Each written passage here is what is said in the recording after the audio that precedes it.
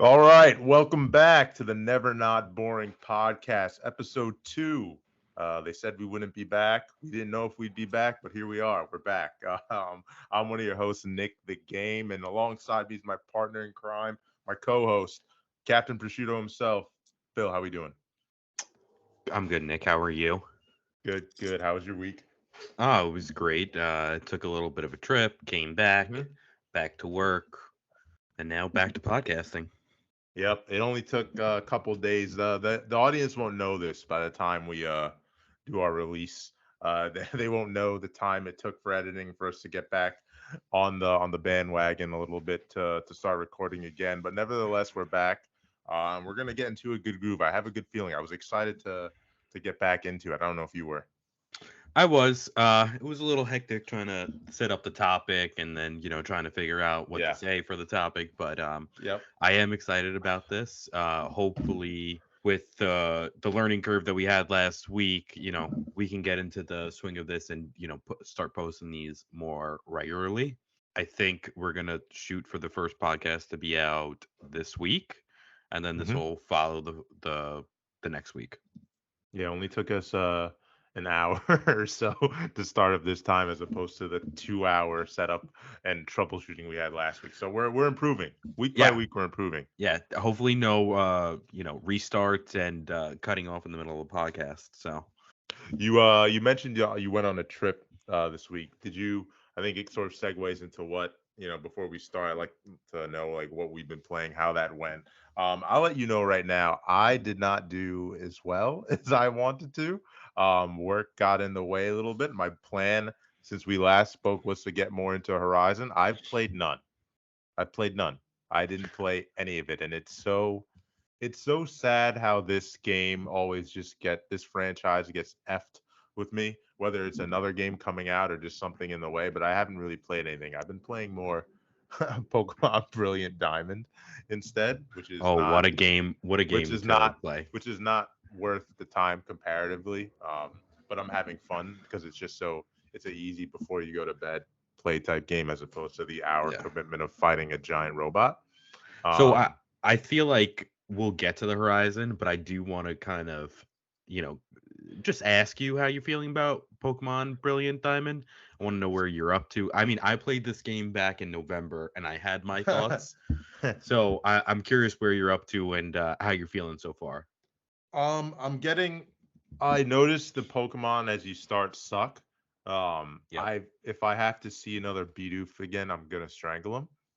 Yeah. Um, it's. I think they. It's funny that they added the ability to get Jirachi and Mew like off rip, like Yep. after the first badge, almost as like a compensating factor to realize, hey, these starting Pokemon on the way here are so trash that on the I I when always you I I always have a hard time when they offer that stuff because I just feel like I shouldn't be using them, that it's not the correct way of using them. And I feel like I got to get yep, over that. I agree. And you know what I say? It's such a weird. I know someone's gonna relate to this. I always say for the first playthrough, whenever stuff like that happens, I do stay away from that because it doesn't happen often. But I think now I feel like everyone does where you get like a level 50 something right away.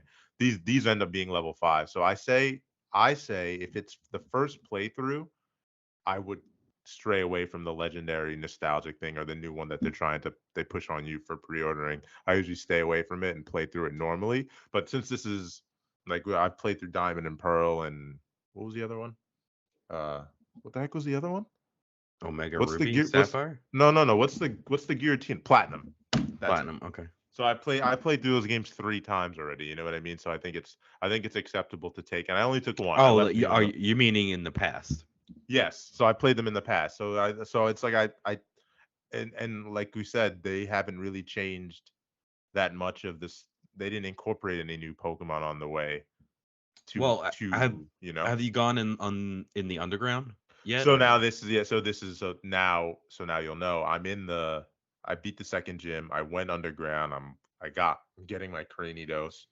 Um, I think like we talked about, I think this is the way for them to compensate and let you get some additional Pokemon elsewhere, just so you're not stuck. But even then, like I think Shellos is like an like it's an ugly Pokemon. I hate them.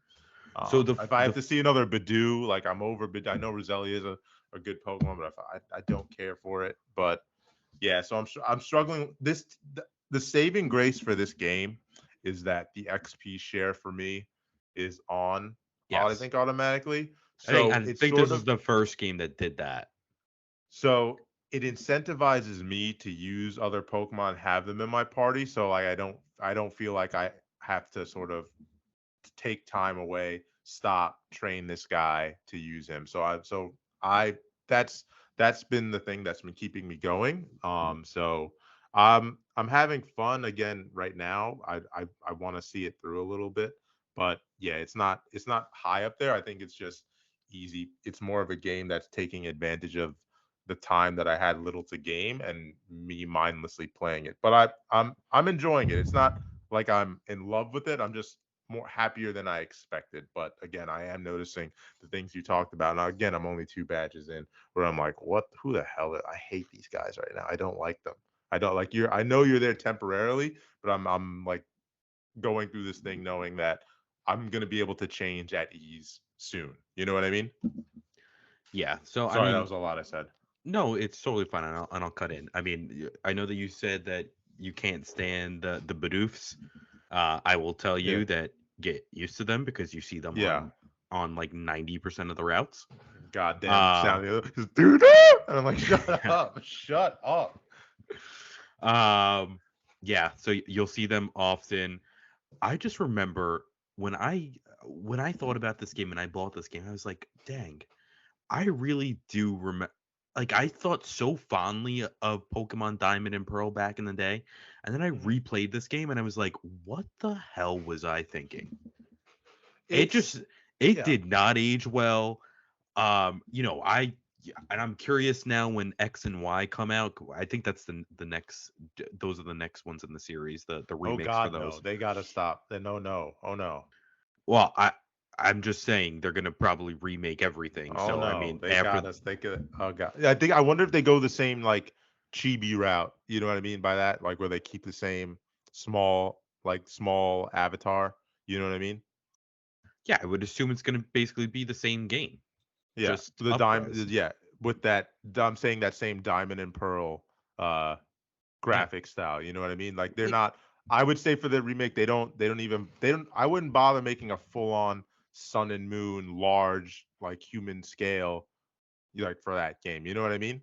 I don't think they're gonna do that. I really just think that they're just gonna be carbon copies of the old games, upresed. Because I think what these games generally are, they're just kind of like the in between game for either a next generation or a different type of iteration of Pokemon series. Like Exactly. Yeah. now I don't even know what the two new games that are coming out, but we were shocked, I think, when they had announced a brand new generation that's coming out at the end of this year. So, and if everything kind of goes right, I would assume that a remake of X and Y is next year. Yeah. I gotta. And then, but going back to that, I always thought that X and Y were probably the worst games in the series. I think that's a. I don't think that's a hot take either. I think a lot of people are like, I don't like this one. But after playing Diamond and Pearl, I'm actually curious to play those games again just to see if that holds up because I just did not like Diamond and Pearl. The new Diamond and Pearl. Yeah. It's just going back at it and seeing like if you don't have the underground, the game actually like the Pokemon selection sucks, and you're not going to make any changes because there's like hardly any additional mons to really choose from. Yeah, I'm gonna continue on just because I think it's nice to do it, before you go to bed or something like that. I'm gonna give it additional time and see how it. I kind of want to see it through. It's scratching this weird itch, even though I don't care that much. Yeah. And I think it's worth at least seeing what they did and forming an opinion on it. It's been a while since I actually beat a Pokemon game for some reason. So I kind of want to. I'm gonna see it through. So we'll see how it goes. I'll give you an update 4 weeks from now. Okay. um, uh, Next, last question before we move on. mhm. What made you choose Diamond and Pearl instead of continue on with Arceus? Wow, you're really asking the courtroom questions, aren't you? Well, I just know how high you were on Arceus and that you wanted to get back into it, and so I'm just It's curious what made you choose one over the other. it is very simple. It is the way that Diamond and Pearl plays versus the Arceus, and by that I mean one requires a joystick for movement, and the other one doesn't. That is the simplest explanation I can give you. I like playing Arceus only and exclusively with the Pro controller because I like moving around with the joystick, and I have significant Joy-Con drift that I'm not giving any more money to fix. I don't feel like it. I hate that's a thing, and that it's still a thing. I know they can probably fix it, but there's probably it's just a hassle of doing it. Yeah. I don't want to. So I plan to play Arceus docked or with even like the on a stand with my Pro controller. I just haven't. My gaming has just been significantly decreased and only been played while holding it. So yeah, I was gonna. So I think playing Diamond and Pearl is just an easy. Like you just use the D-pad, press B and A. You know what I mean? It's so I mindless. I think But it's a good excuse. yeah, But so wait, though you don't get any like you don't get any drift sometimes, like even using the thumb pads, because I would still think that you're gonna still get that no, effect. no. So it happens rarely, but it's like it doesn't happen unless you start. It's like poking a beehive. So if you don't touch the beehive, it won't. Which is the beehive is the actual left joystick. Nothing's gonna happen. But if you start using it, like eventually, as soon as you stop, it's gonna drift and sting you. So that's what happens. So if I don't touch the joy, it won't start doing the drift. But as soon as I start over a couple times, it's gonna be like, hey, remember you like to walk left? I'm like, no, I don't. Uh, so So funny uh, enough yeah. that you brought up the drift. So I'm not having that, but like I was playing PlayStation earlier this week, and I noticed that on my PlayStation 5 controller, it feels like the square button is now getting sticky, and Oh no, it almost kind of feels like there's something underneath it, and I that forgot to tell you this. when I press it, it's like it's not hard to do, but it feels like it's getting a little sticky. My X button does that. So maybe It, this is the my next thing on I those don't controllers. I don't know what it is. I was trying to look and grab it. It's in a suitcase right now. I didn't I didn't know if something got under it. Like, is it sweat? Is it grime? What is it? But like, there's times where I press it down and it seems like it's halfway down already. You know what I mean? Like it doesn't Yeah. come all the way back up. Yep. I just jimmy it a little bit and it fixes it. But like, it's like the initial time, like that's happening to me, and I thought it was just me not taking care of it or something like that. I mean, it like your issue kind of sounds a little bit different from mine because mine like it I feel like it goes back up. I just feel like it doesn't register enough. Like there again, it gets stuck before going completely all the way down. That would suck. That would Yeah. suck. Yeah. All right. Well, this is again. What was that? $70 controller? Well, it's the controller that came with the PlayStation, so Yeah. So yeah, I don't plan on replacing I it mean, anytime soon. with any of these controllers, it's there's something like this is always bound to happen. So Yeah, yeah, it happens. Just wear and tear and use. It's the only one. I honestly, I complain about it now, but it's like you almost want to have, and people do this. Like if you have the luxury to do that, like have ones in rotation. You know what I mean? That way, you put one to charge, grab the next one. That way, each one gets its own sort of wear and tear. You know what I yeah, mean? yeah, So you don't really wear out the other one as fast. But again, it's an investment. I've always wanted to do that, but I haven't. I ironically did it for the PS4. That was an expensive purchase. Just ironically, we were the first ones to get the PS4, and the first game on there was Towerfall Ascension. You remember the Towerfall Ascension? yeah. It came out in the first Yeah, year, and I think you yeah. probably played with your cousins. Yep. So I was like, this is a great game. It's unfortunately not available anywhere else except maybe PC, I think. And I want to play that 4 player. So I was like, hey, this will age well. I'm gonna have 4 controllers I can put in rotation, which it did.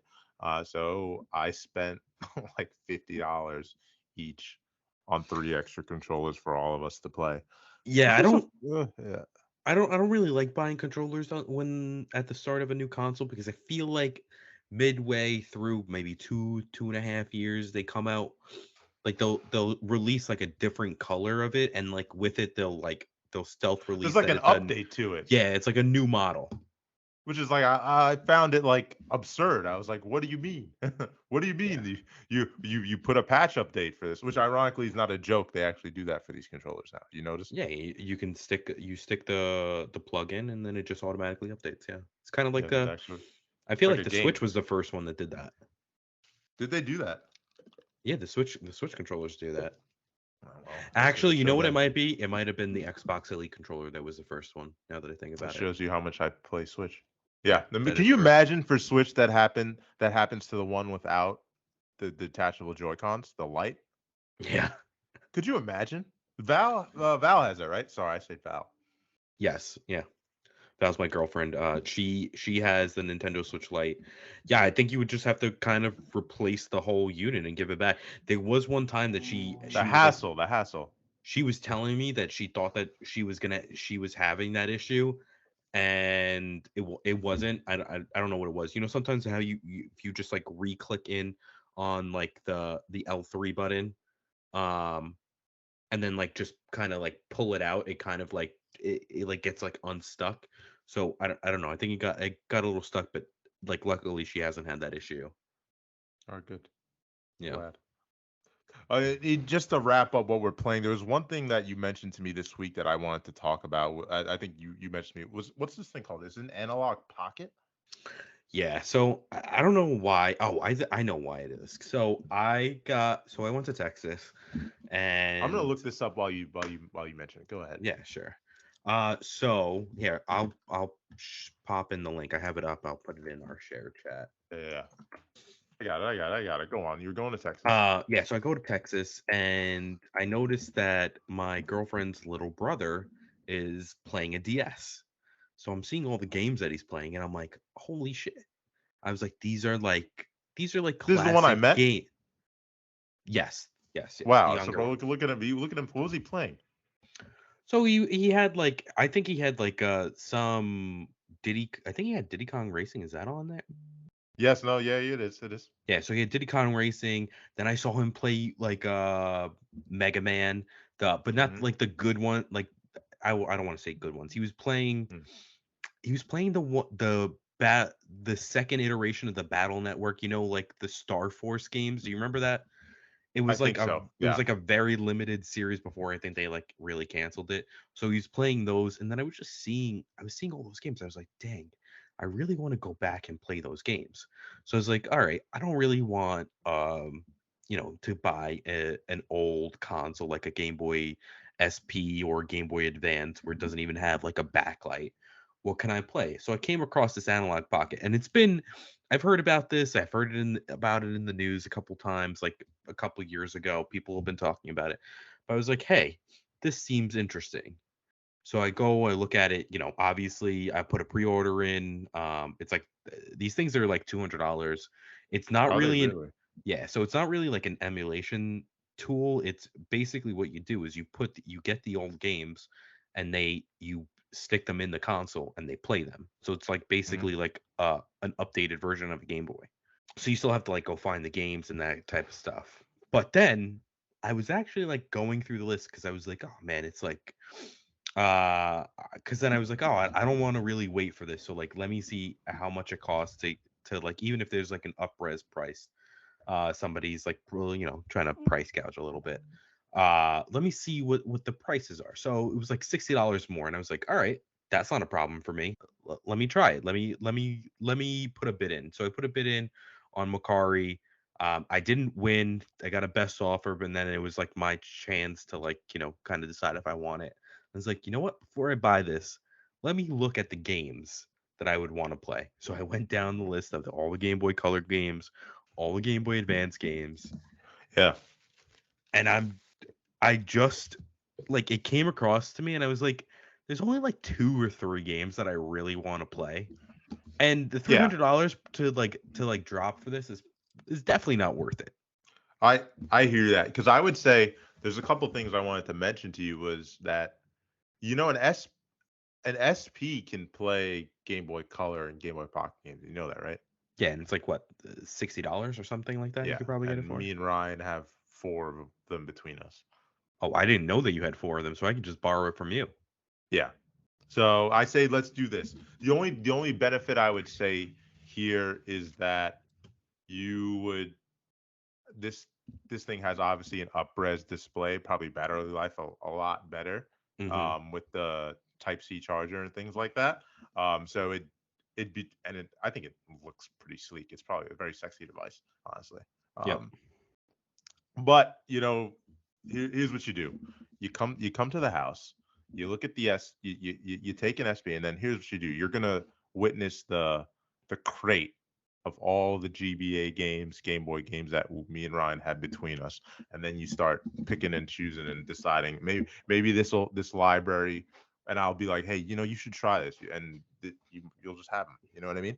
So that's I'm what we'll actually do. pretty excited about this because one, I I think, have yeah. no idea what games you have, and I'm pretty sure Wait till you you have see. Wait, a lot of wait till you them. see. Wait till you see, because The I didn't only two sell any of games them. the only two games that I can think of that I really want to play is probably and some of the like the original Battle Network games or Hmm. Metabots. And I don't know if Yeah, you ever played Metabots on Game Boy, I but didn't. I didn't. that game was fire.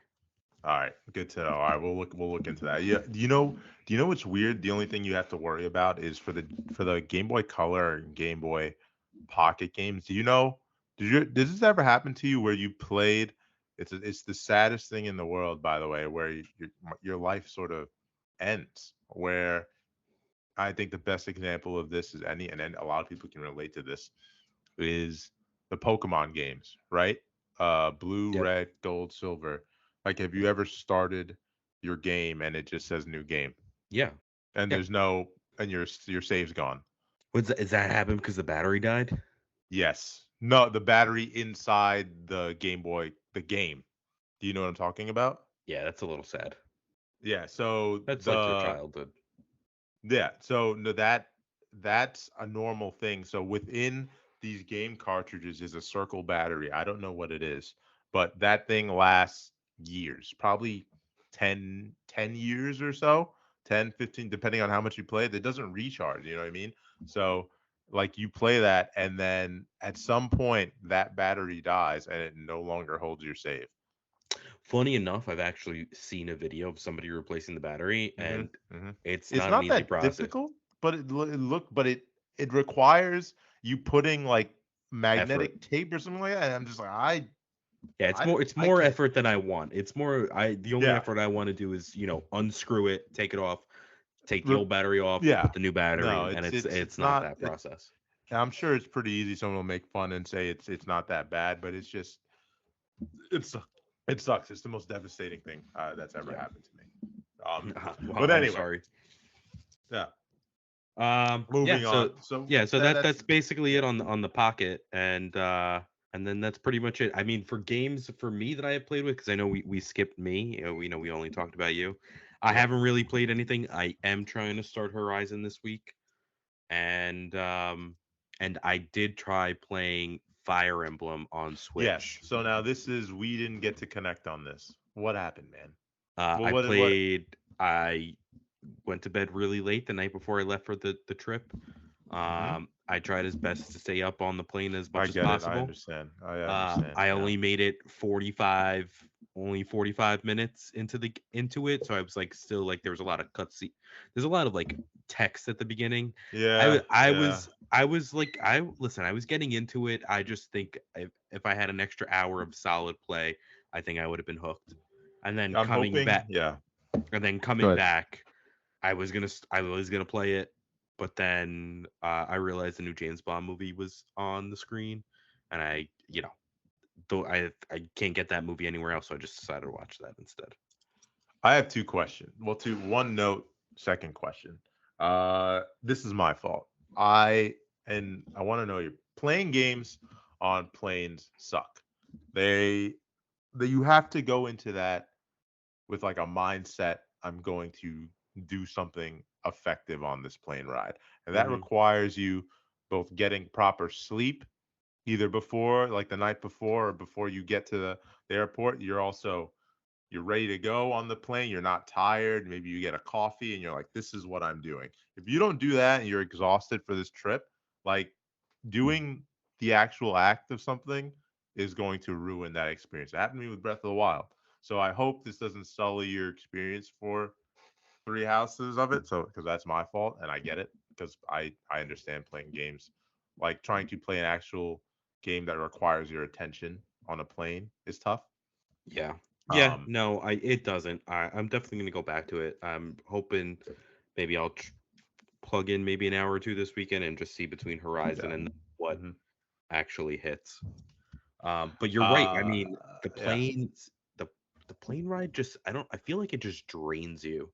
Even if you got It because does. like the night coming back, I had plenty of sleep and I put on the movie and I was hyped about the movie. The movie was great, and I fall asleep during the movie. And I'm Yeah. like, I'm not tired. Like, why am I And it's falling not the asleep? movie's fault. Yeah, it's not the movie. The movie was great. I liked it. My question that I was going to ask you is why you didn't uh watch Batman. I thought that I was gonna actually watch it with the family during the Hmm. week. Hmm. Um, it did not happen. And then coming back, actually, the plane ride it was like delayed a lot, and I feel Hmm. like the pilot just like booked it to New York. Um, and I barely had enough time to finish the James Bond movie, which was like 2 hours and 40 minutes. Yeah, Batman is really long. It's Yeah.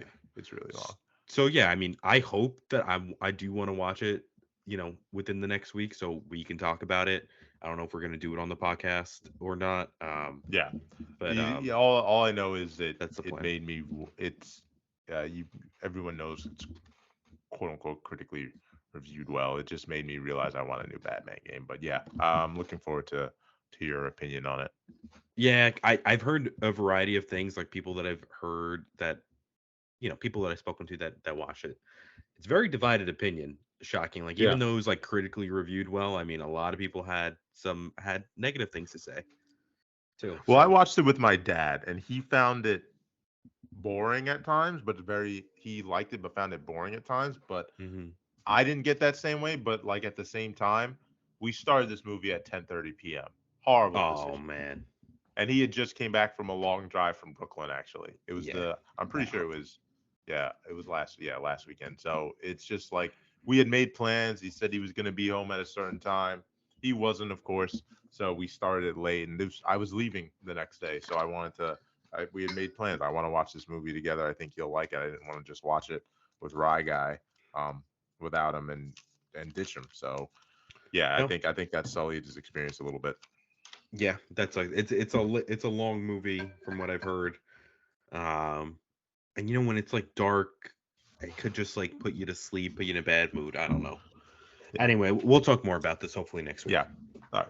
All right. So on the list, I guess, of things we were gonna talk about before our long it's so weird, man. Our intro is us catching up on life on things that we just don't get to do throughout the week. That's why we that's why we end up in the situation we are now. Or what are we? 30 minutes in? Nah, classic. Well, All listen, right. I think the viewers, well, not viewers, Yeah. sorry, listeners, appreciate this, and they can see that it's our genuineness of us, just like Hmm. this is not all staged. This is Yeah. us just like having back and forth conversation, which is All what right. we want. All right, yeah. So I figure the things we can talk about are some news items that happen, between now and I guess the time we last post our podcast. I think the things, just to list a few off, would be the PlayStation Plus news, the new service that they have, talking about that. Microsoft announcing their Bethesda showcase, Modern Warfare 2 being announced, or confirmed by Activision, and then God of War Ragnarok. And I think there's a few other things there. And then I think we end the show. Something we mentioned in the last podcast was our top 10 games of all time, our personal ones, our personal list. I think we wanted to hear about it. It was a tough thing for us to do, but yeah, it's gonna be a fun podcast. I'm looking forward to it. So Yeah, I had yeah. 24 games on my list, and I Mhm. did the hard thing of trying to cut out Yeah. 14 of them. Yeah. Yeah. So it was a fun exercise on fun, but I'm really looking forward to it. So why don't we start? Why don't we start with the PS Plus news? Do you want to? We're working out the kinks. We're gonna figure out how to best go about it. Phil's put a list of articles together for us. How do you want to go about it, Phil? Do you think we should maybe Yeah, go article I by was good. article? Yeah, I don't know if you want to do that or if you want me to read all the articles and then we tackle them all at the same time. Yeah, why not? Why don't we start with the first one? Okay, so the first one obviously is the all new PlayStation Plus targeted release dates were revealed. So Sony has revealed the targeted release dates for its all new version of the PlayStation Plus, and those in the America. Oh, by the way, before I continue reading all these articles that we found today, they're all from IGN.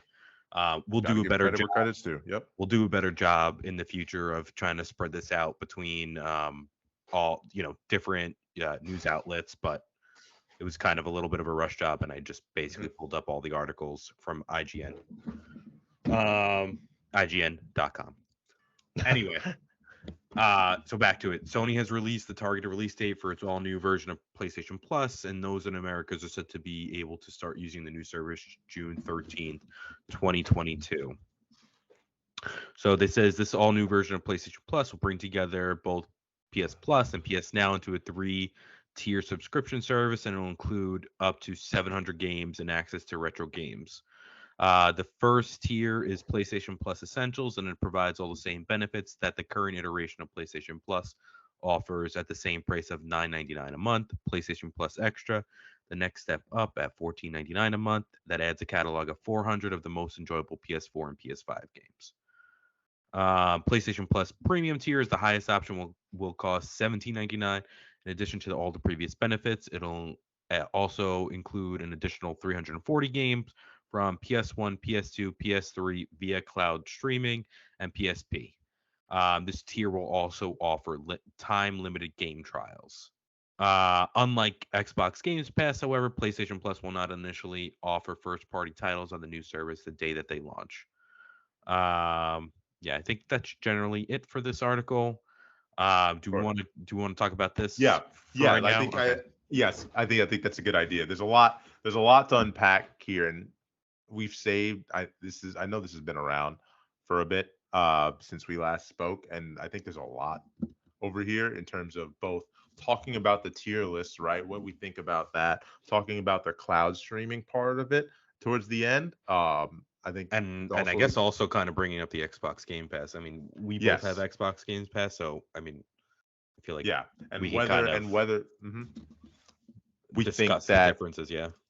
yeah, that first party titles need to be on there or so. So why don't we? I guess how do you? Let me ask you this: how do you feel about the three-tier structure, the pricing of it right now, what they're offering, and what you would theoretically do in your position right now? Um. So first off, they haven't released the games, so Yes. that's I think I am waiting to see what games are available. Like the Hmm. PS1, PS2, PS3. I don't really know if that really intrigues me yet. So if anything, I would only be in the second tier structure, which only has the PS4 and PS5 games. Still want to see what's available. Um, yeah. So that's really, I think that's where I stand right now, currently on the service. Um, I don't know how. I What think about you? I think it's tough. So I'm in the same boat as you. The PS1, PS2 things and PS3 and PSP do speak to me. The problem is with me, and I know they definitely been trying to do this, but if it's all those 340 games, if those are all streaming, I don't want to do that. I really don't. It's not I think I have better internet now where I'm at now compared to when I was living at home. But even then, it's not the way I want to play. I just don't think it's going to be as perfect input wise as maybe they think it is. Maybe I need to try it to figure it out. But from what I understand, it's not. And Yeah, I don't the cloud get streaming games on Nintendo Switch are pretty trash, but I don't and know if yeah, that's just limited to the hardware. To be fair, Nintendo Switch is its own problems. You got if you're 3 feet away from a router, you have a problem with Yeah. online, let alone wired in. But this I just don't. I need to. I think I need to see the opinion on it, but I Also really reading wish. Yeah. also reading this article, I think it's only the PS3 games that are just via cloud streaming, which because there's only like a parentheses after the PS3, which would make Right. That's what sense I. That's why what I it's want to only know. PS3, because like they had some type of archaic software that the structure that they used to develop games for that, and they probably haven't figured the best way to emulate it. You answered the question that was actually burning in me. Is that Do we know that for sure? Do you think that's what it is? Where like the PS1, PS2, and PSP ones are theoretically downloadable, and the others, the PS3 ones, are cloud? See, I would assume that it's just PS3. I could be Just wrong. because, yeah, I'm I assuming hope it's so. just a PS3 because those PS1 and PS2 versions of games like Final Fantasy have gotten moved to Hmm. to PC. So I would think that they would have been able to get those to run natively on the PlayStation 5. If that is the case, which sucks because I really want to play Sly 4, which is only PS3 available. But maybe I can get the PSP version. Knock on wood.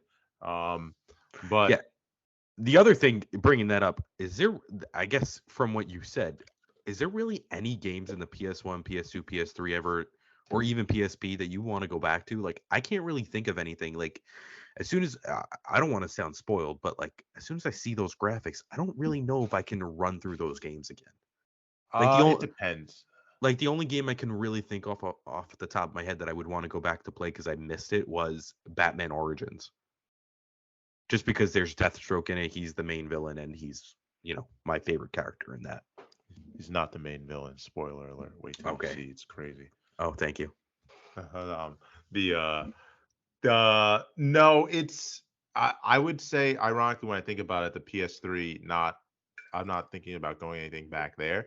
PS1, PS2, PSP. If I see the library, I think if I see what's going on, I'll be like I would like to play that.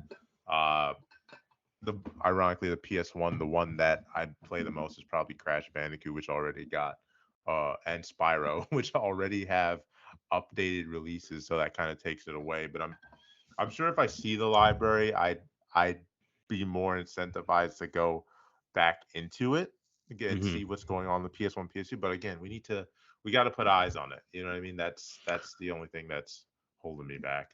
So I'm gonna lead into our next article.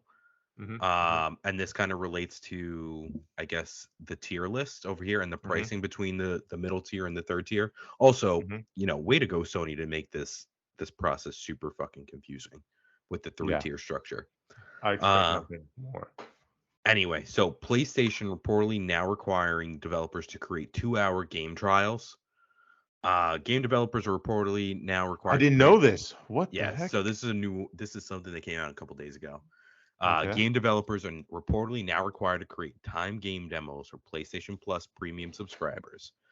Going forward, any game that costs $34 or higher must have an accompanying game trial for the Sony subscription service that lasts for at least 2 hours. I hope your saves transfers over. Please, developers, do that. Don't make me play those first 2 hours over again. According to a report from Game Developer, many studios received this news in a new update in Sony's developer portal and were reportedly not provided any previous communication about such change.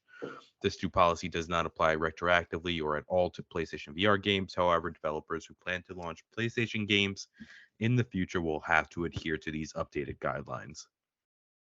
Developers reportedly have up to 3 months from the release of their games to put out a time trial, and they are required to be available on PlayStation subscription service at a minimum of 12 months.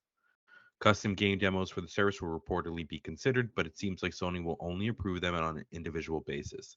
This new policy is also separate from normal demos, and developers are still allowed to pursue uh, initiatives like free to play weekends for all PlayStation owners. So this kind of just leads into the new PlayStation Plus services. I believe this new 2-hour game trials are only on the PlayStation Premium tier, which is the highest tier.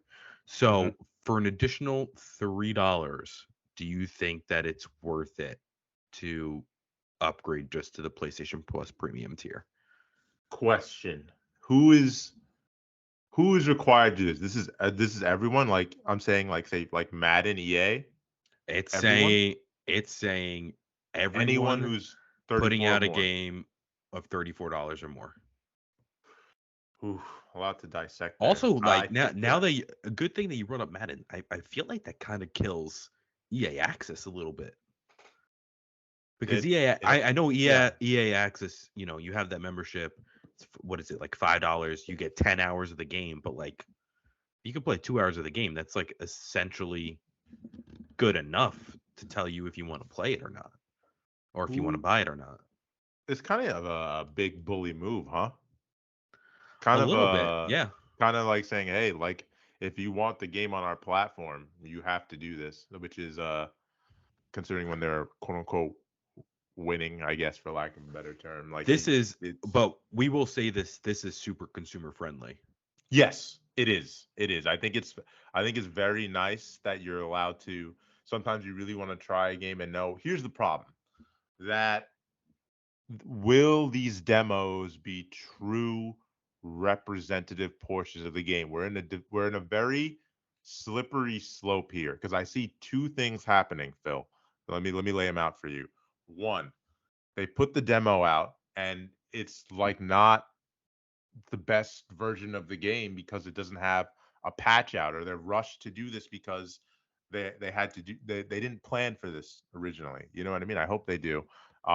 You would think that they have some sort of test demo that they're giving people. You know what I mean? That there's play testers. You know what I mean? Theoretically, you could take that and put that on the store available for download, right? There's that situation. The second situation that's kind of scarier is that you get a demo that's more polished than the actual game. That 2 hours of whatever you're playing is selling the game as is, and then when you get the actual game, it has some bugs that are not addressed in the demo. That's a scary thing. See, I don't think that's gonna happen because the way that it's worded, it seems like it's gonna come out with the release of the game or 3 months later. Hmm. Hmm. I didn't really. I mean, I could read it again, but I don't think it means that they have to put out a demo before the game comes out. So, I mean, for me, what I think the most common sense is that all the developers just put up the first 2 hours of the game and let you play that and figure it Yeah. out because that's the less work available. And Yep. then with that, that'll probably come with the day one patches, or if it's released with the same. You know, like how they do like regular demos where it's just like lock content. It's like, oh, thank you for playing this much. If you want to keep playing, please Hmm. download the rest of the game. And then Hmm. it just like kind of puts you at a lock screen. That's how I would assume the service would act. Um, yeah. But I again, I, li- I like it. we'll see. I do. So the next question is, do you think, and this could be stretching a little bit, do you think this is being done to like combat games like Cyberpunk coming out where it was just a mess? You wonder if Sony, you know how they're very prideful and, they're like when you cross them, it seems like it's a slap on the face a little bit. You saw them literally take it down. I think it's definitely that's a very good draw. I didn't even realize that. Like someone should at CD Project Red right now and say, see how this works. Um, yeah, it definitely. Oh man, imagine the people that it had. Imagine the money they would have saved. They played that for that first 2 hours and said, "Hey, this game is trash." Well, I yeah, I mean, it's mean, not. well, Cyberpunk I'm saying that ultimately, wrong. It's not running properly. Sorry. Cyberpunk ultimately like offered refunds for the game, They got but it. like, Yeah. but yeah, there are plenty of games that you play the first 2 hours that you're like, oh, I'm really interested in this, and then you play it, and it's like, well, this game is trash. Glad I didn't play Hmm. it. Hmm. Hmm. I didn't buy it. So like Yeah. my most recent one I think is Rage 2. Like Oh wow. if I played that game, If I played a half hour of that game and it was a trial, I would have told you it's bad. Instead, I bought the game, gave it 4 hours, and sold it immediately because I just couldn't take it. Damn, that's yeah. So it's it makes getting, and I think this is going to segue into the stacking of the memberships, which I want to understand really the cost of what we're doing to do this. It makes, again, it really does incentivize that third tier for me because it's just it helps the consumer make a better decision. You know what I mean? Mm. Yep. While giving other games to the library. So yeah, this is good consumer wise. I hope the developers aren't hurt by it too much. It doesn't sound like it would. I hope, knock on wood, but it's a friendly thing for sure. So the one thing I think I forgot to bring up after we were talking about prices, how does this compare to the Xbox Game Pass? Is this on their So level?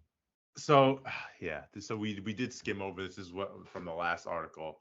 Um, I have opinions. I have opinions. Let's let's discuss them. I think people were really hoping that um that this would be sort of their day and date release of certain PS5 games similar to Xbox. Um, my opinion is this, and I would love to hear yours. I think we're probably the same, but they don't they don't need to do that. And I think it might have been Jim Ryan. I don't know whoever it was put out a reason why, and I'm gonna paraphrase or so, but I think they treat these games as premiums. You know what I mean? These you see they have a whole logo that plays before like a Marvel movie before you start these games now. They are premium titles, you know, they're sort of bougie a little bit, you know. They put a lot of money into development of these games, Horizon, God of War, Ghost of Tsushima. So to play this off like day one, like you have to spend money. And I personally think that is not an unreasonable ask. You know what I mean? I Yeah. don't think just because you get a subscription, sort of like Netflix, that you're entitled to have the game day one. Like I just don't think that, especially because Yeah, I think Xbox yeah, spoiled it, but I think yeah, they had to do that for other reasons. But yeah, I'll let you right. continue.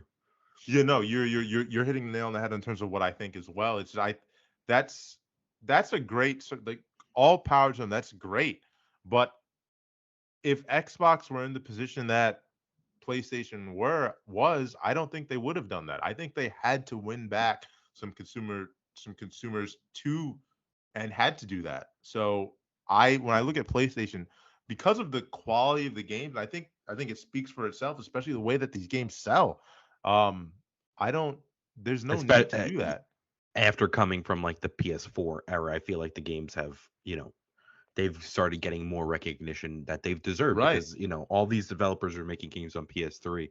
And I'm telling you, I bet you that there's a bunch of PS3 games that nobody has played before that, you know, they probably, if people knew more about them, they would have gotten a sequel. I See You There, Resistance, even Mhm. Starhawk. Mhm. You remember Starhawk? I do remember Starhawk. Yeah. Yeah, some of these games were great games, and for whatever reason, the install base was there on the amount of PlayStation 3s, but nobody was buying these games. Um, yeah, I mean, ultimately, I will say I just think that the type of games that Xbox offers are different. Mhm. As of right now, we know that they're trying to build up their studios to kind of match PlayStation. Um, and I feel like ultimately another, 3 to 5 years, we're gonna, start seeing a lot more competition on that front. As of right now, PlayStation has the proven grounds with their studios of the games that they release. Right. Whereas, I mean, Um, yeah. Go ahead. yeah, so I mean, Xbox, all the games that they really kind of have that are, at least to me, it seems like that they put on the platform, they're either old or they're like games like Halo, which have a multiplayer component, and I feel like that's kind of like the big thing for those games. So it makes sense to make them free to play. Free to I play, mean, you put them on the software, because like I think Call of Duty kind of learned about this too with the multiplayer, is that they used to have the map packs, and then only a certain amount of people used to buy the map packs, and it used to split the player base.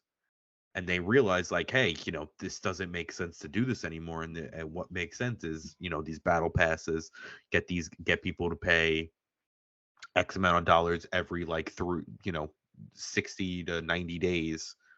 um we offer new content, offer new maps, and keep people within the player base, and let's not split them up. So you know ultimately, I know it's probably going around in a circle here, but I do support PlayStation's um reasoning for not including the PlayStation games immediately on the platform. Even if they were immediately on the platform, I think I would, try to support the developers and buy them at full price. I kind of agree. I mean, like I just anyone who disagrees with that is just it's tough for me to be on this. Like I get it for especially if you're constrained with like money and I understand that, but if I can't look at a game like Ghost of Tsushima because can I talk? Ghost of Tsushima, God of War, The Last of Us. Like, oh, I'm just listing heavy hitters. Horizon, like I'll just big game that are just critically acclaimed and like an Uncharted and say, hey, I want that because I pay $10 a month or something like that or $15 a month. Like that's I can't see that. I can't it doesn't register for me. I also I'm happy. won I also wonder, sorry, Nick. I also wonder if No, this go like ahead.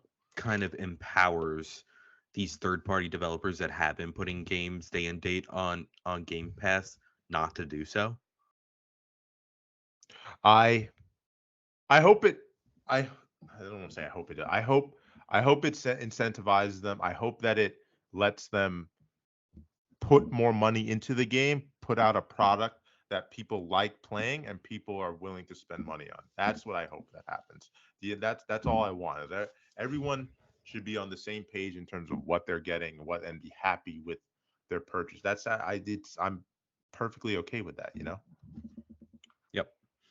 Um, all right. So I think for the last two articles regarding this, we're going to try to go through them pretty quickly. Yeah. Um, because I think I'm we've already. interested about this, by the way, too, because I haven't read this and I want to understand if we do jump into this. I think it relates to the stacking and how we can go about that, how this works. So I'm interested. I'm going to learn. I'm going to sit back and listen. Go ahead. Okay. Yeah. So the first one we're going to talk about, both PlayStation Plus and PS Now will get premium upgrade equal to their longest subscription. So PlayStation owners who currently have both a PlayStation Now and PlayStation Plus membership will be getting upgraded to the new PlayStation Plus premium tier when it launches this year. The length of the upgrade would be equal to the longest subscription owned. As reported by Push Square, this means if you've got both subscriptions and you've stacked your PlayStation Plus for a number of years, you're going to end up with a seemingly good deal. This was confirmed with the new PlayStation Plus FAQ section, which states if you're subscribed to both services, PlayStation Now, PlayStation Plus, when the new PlayStation Plus service launches, you'll be migrated into the PlayStation Plus premium membership plan, and you will have a new single payment date based on the longer of your two subscriptions. For example, if you have PlayStation Now subscribed until August 2022 and an active PlayStation Plus membership until September 2025, that means you'll be upgraded to PlayStation Plus Premium until September 2025. It is also previously confirmed that anyone with a PlayStation Now subscription would be upgraded to PS Plus Premium at no extra cost with a one-to-one conversion rate on any subscription time you had left. It wasn't long before PlayStation users quickly began to take advantage of this by stacking PlayStation Now subscriptions for several Uh, years in order to get the most out of this conversion. But this loophole was quickly shut down. Yeah, uh, that kind of happened. That exploit kind of happened like a month or two ago. That PlayStation Now for a year was like severely discounted, and I knew this is I knew. Damn people it. bought them until like 2027 or some crazy thing like that. Um, so that kind of goes into the next article where Sony confirms it has stopped PlayStation Plus users stacking their membership. So Sony has seemingly disabled the ability to redeem PlayStation Plus codes from their third-party retailers or via the PlayStation Store. Some users have tried to extend or stack their PlayStation Plus membership after news broke that those with simultaneous PlayStation Plus and PS Now subscriptions will get upgraded to PlayStation Plus Premium in June, with the length of the new subscription being equal to their longest current membership. But after purchasing a PS Plus code, users then reported the codes being rejected after an attempted redemption. This is now a widespread issue, with some evidence that Sony support will also not accept the codes. Okay, I think there's an update to this where Sony actually confirmed that it has stopped the PlayStation Plus and PlayStation Now code stacking for existing members prior to the new launch. So I think that if you don't have an active membership, you can redeem a membership, but you can no longer stack your membership. So I would think that for us, Nick, that if we have a year or two stacked of PlayStation Plus, if we buy the PlayStation Now month membership, we'll be able to take advantage of this, but we're not going to be able to like add on an extra 3 years. Yeah, well, that was my basic question, was going to be, how does this affect us now, and did we miss out on the boat? And it sounds like we did. I think we missed out on extending it at a very cheap deal, because we can get PlayStation Plus. You could find super cheap, almost like every other month for like $35 to $45. When does this new service launch? Do we know? Was it? Yeah, I think it was in the first article. I think it was June. Was it June 13th? Not too far, about 43 days away. Yeah. So that's that. I mean, it sounds like to me, I'll probably end up doing. We'll see what is offered, right, and see what's going on there, and then we'll be able to. Maybe there's going to be make a decision. Maybe there'll be a Black Friday deal like we always do. It's just another subscription we're going to have to look out for. That maybe getting a year worth of that service is going to be less. Yeah, I feel like there'll be another exploit. I mean, yeah, a discount. There's a discount somewhere. You know what I mean? I don't think you'll ever have to, and you never really should anymore. Have to pay the full $60 for PS Plus for 12 months. It's going to be for 45 sometime. And I think the same is going to be said for this PS Plus premium membership. Around Black Friday time or something like that. Do you agree? Yep. All right. Cool. And if it's not Black Friday, it'll be some other time during the year. Yeah. Okay, so that's it for the PlayStation Plus news. I know that we kind of spoke at that at length. We have a couple other articles. I'm glad we're on the same page of it, though. It was good to actually talk about it instead of holding it in for 14 days. Yeah, I feel like this one is kind of a little bit confusing, even as these articles were being published. I'm glad that we spoke about it. So yeah, I'm slowly learning the information too as they put out the actual information. Yep. So the next article that we have, the Microsoft Bethesda showcase. Another IGN article. I mean, these are all IGN articles. Xbox and Bethesda have announced that a summer showcase will air on June 12th at 10 a.m. Pacific, 1 p.m. Eastern, 6 p.m. UK.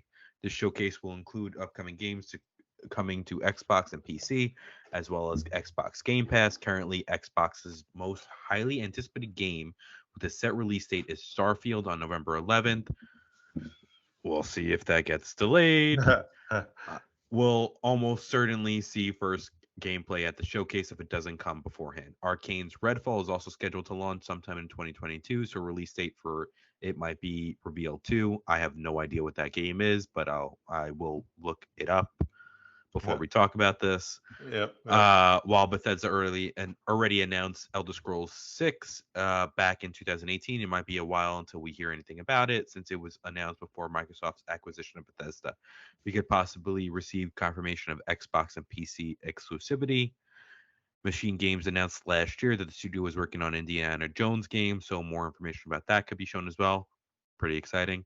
One last possible reveal could be Deathloop's inclusion in Xbox Game Pass later this year, when its timed exclusivity period on PlayStation 5 expires. Of course, Bethesda can also announce new games in addition to the ones already mentioned above. As for Xbox's other first-party studios, Ninja Theory is hard at work at Senua's Saga Hellblade 2, and Undead Labs is working on State of Decay 3.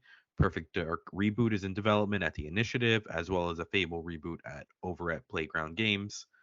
Though they are most likely to be farther out from release. I feel like we've been hearing about this Fable reboot for like 10 years now. So. I know. I was gonna say the same thing. Go ahead. Obsidian is also working on Avowed. Exciting. There hasn't been that's like that magical teaser game that they showed. It looked pretty cool. There hasn't been much information on Rare's Everwild recently. The last bit of news heard was that it was reportedly overhauled.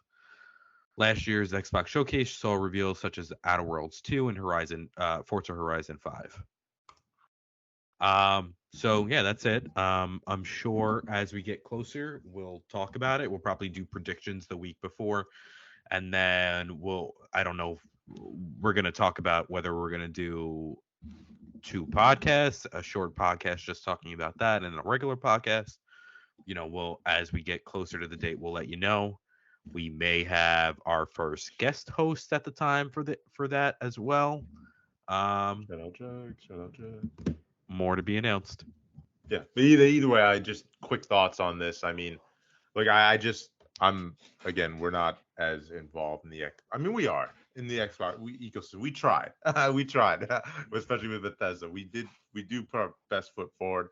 It doesn't speak to me a lot, but at the same time, I think you alongside me do get excited around the summertime when these press conferences and showcases happen. It's fun, like just to see new things coming and what's new and how things have changed and what do we expect on these new consoles. I like it. Even though the games may not appeal to me, I love the presentation they put into it. I always hope that they get it right by understanding gameplay. Me just having a cinematic trailer doesn't really help me. Yeah, we need to start seeing like a hardcore gameplay of Starfield because yeah, it's kind of ridiculous at this point.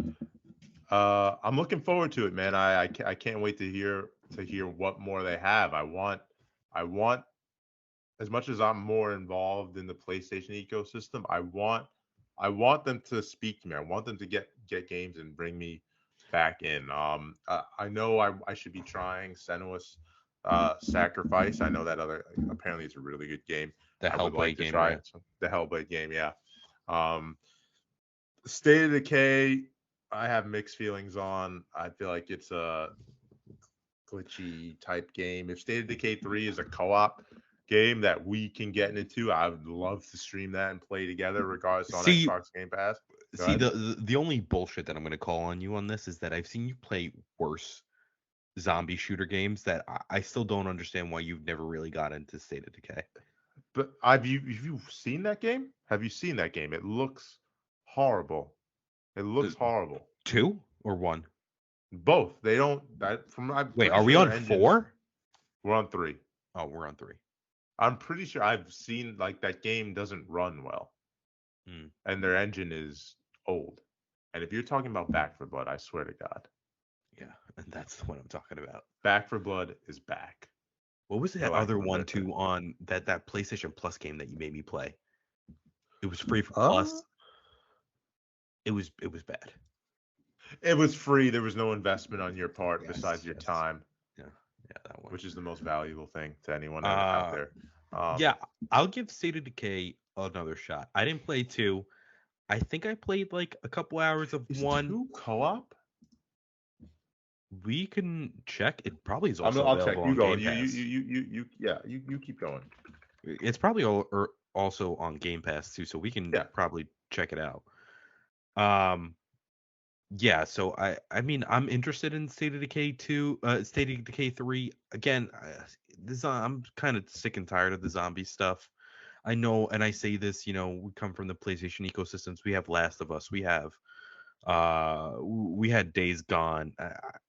Let's just step away from the zombie stuff. Like we can find better games. We can find better genres than this stupid zombie shit. Anyway, going to some of the listing of the games that were mentioned in the article quickly. I mean, I'm excited to hear what Bethesda has to show. I feel like they do a great job presenting their games. It's just that when we actually get the games, I feel like it's just the gameplay that doesn't, I guess, vibe with us. I mean, outside of like the Skyrim, we weren't really that crazy about Fallout. Um, I I I don't think a lot of people were crazy about Fallout 4 in general too. I think it did take people you aback know a little bit on how it like they realized like the shooting and the gameplay is not like the shooting is so bad that they created the system called the VATs to compensate for that. I mean, it's fun, yep. but it's just it wasn't for me. And then I wish it was, but I can't say it. I can't say it was. I hope maybe I got to give it another try at some point. I we have that ability. It's free with Game Pass, so yeah, Nick, are we gonna bet that there's a new iteration of Elder Scrolls Skyrim coming out? bet on it. There's no. It's coming You out mean for your Apple Watch. They finally got it on your Apple Watch. I thought you were saying there's a new Elder Scrolls eventually coming. There is, right? There Yeah, probably yeah, no, is at some point. yeah, no. They announced an Elder Scrolls 6, but that's coming Yeah, after but Starfield. so So you're saying, oh, the joke, they're yeah, gonna go. the joke was They're gonna. a new Skyrim game after It's they've coming out. They're actually going backwards, and they're gonna put it on the Game Boy SP for you. So it's gonna be all 8-bit. Guy's gonna walk in, and then you're what gonna plug that in. Go ahead. what are those Nintendo games like? They have like those little dedicated consoles for certain games. Are they like Game and Watches? Is that what it is? You know what I'm talking about? Yeah, I do. Yeah, I do. I wonder when Bethesda comes out with one directly just Oh, for Skyrim. yeah, I know what you're talking about. Like it was the Game and Watch mini games, but like you just have like one little handheld, and it would Yes, just and have that specific that's game all it of plays. the guy Yes, trying to like fix the platform. Yeah. yeah. We Skyrim. It's just that. we make fun of Skyrim. Skyrim's a great game. I never beat it. Nick beat it. I've played it 3 times. That's Got to the right. same That's right. point. That's right. I beat Never it. beat it. That's right. Never got past that point. I will beat it one day. So Bethesda keep putting them out on the newest Keep putting it out because consoles, so I can keep buying it. Phil's gonna give you money every time. Yep. Every time. Put it out. Put it Uh, on Apple Watch. He'll buy yeah, maybe. I get steps every time I walk. it. Um, Deathloop. I played this game. I beat this game. Nick didn't. I liked it. It kind of tailored off in the end for me. If there's interest, maybe I'll bring it up and talk about it later on. But I'm glad that the Xbox people, if you haven't gotten a chance to play it, you'll get a chance to play it. Yeah. Fable reboot. This game's been around forever. Obsidian Avowed. I don't think that we're going to see a lot of this because I think that they're working on. Aren't they working on what is it? What was that game that they were Outer Wilds 2?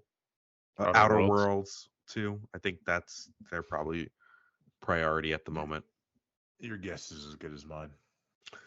All right. Yeah. Anyway, we'll talk about it more as when it comes. We'll have predictions. We'll do the research. Just Xbox, please shock us. Thank you. Yeah, excited. It's exciting stuff. I'm looking forward. I hope there's more stuff around that time too, like a Ubisoft conference and PlayStation conference. I'm looking at I think they all have their own weeks to separate each other and give people time to breathe. But I'm looking forward to these to the summer. I wonder if they announce another game studio acquisition at that time. Could be. Maybe PlayStation will do it too.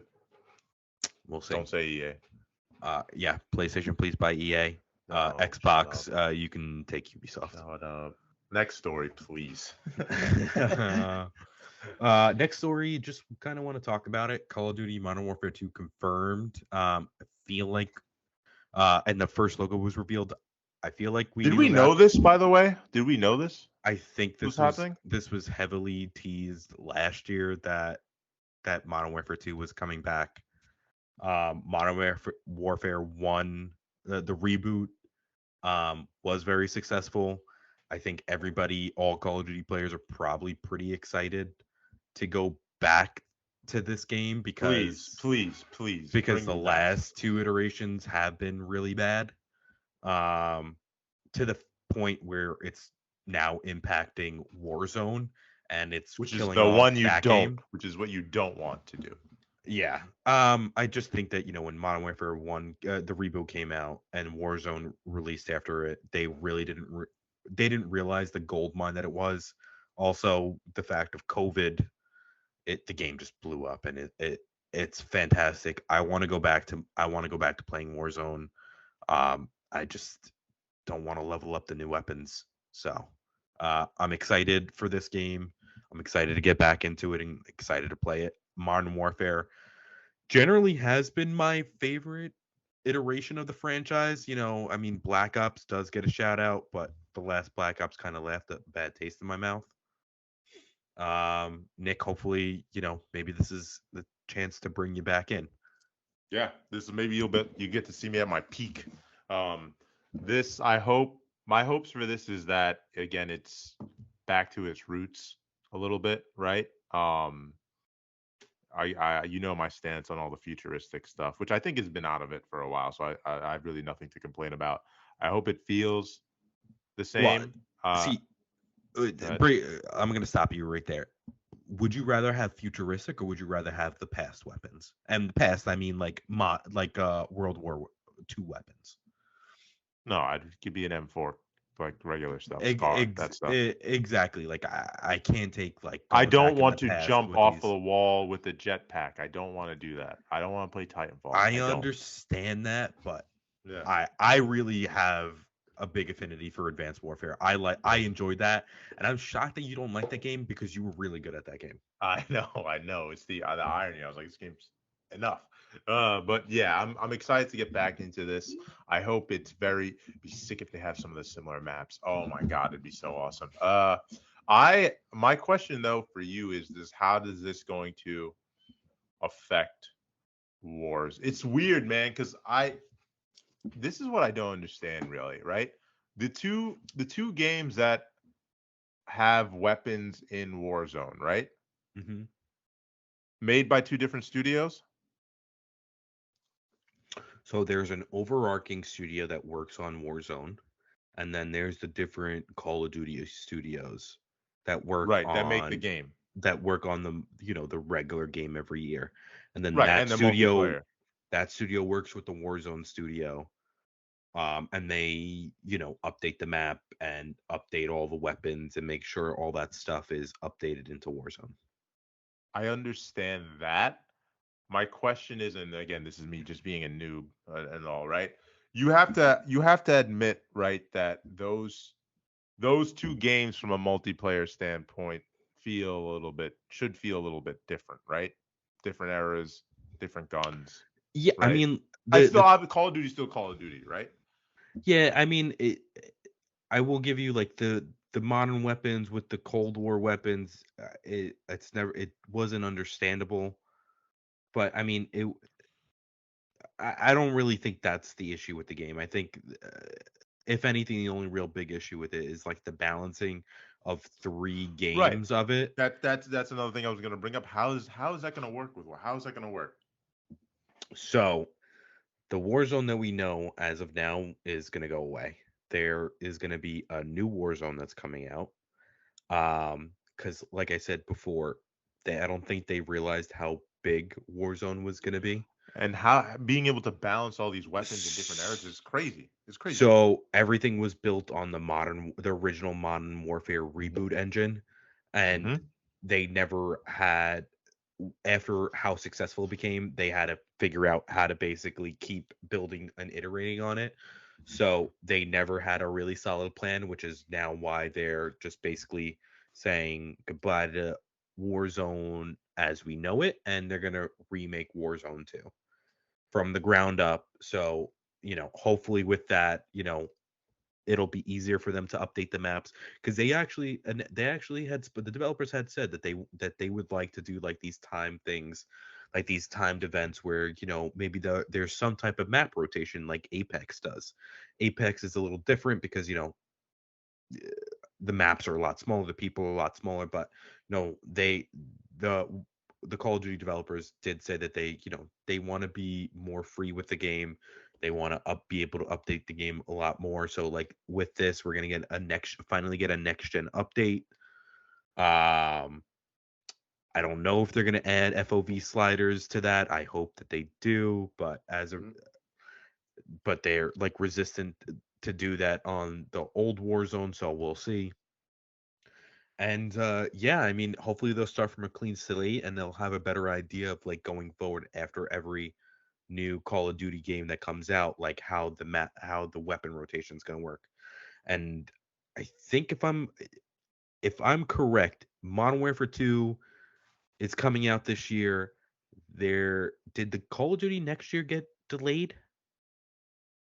That's tough. I wish I knew. I don't I know. think it was announced that it was delayed as part of the deal with Microsoft, and then I think Warzone 2 is supposed to be the replacement for that.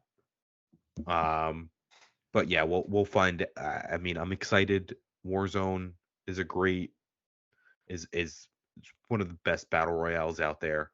Um, it's lacking now, but I'm hoping they come back and they make some changes, add a ranked mode, um, and it could be really really fun.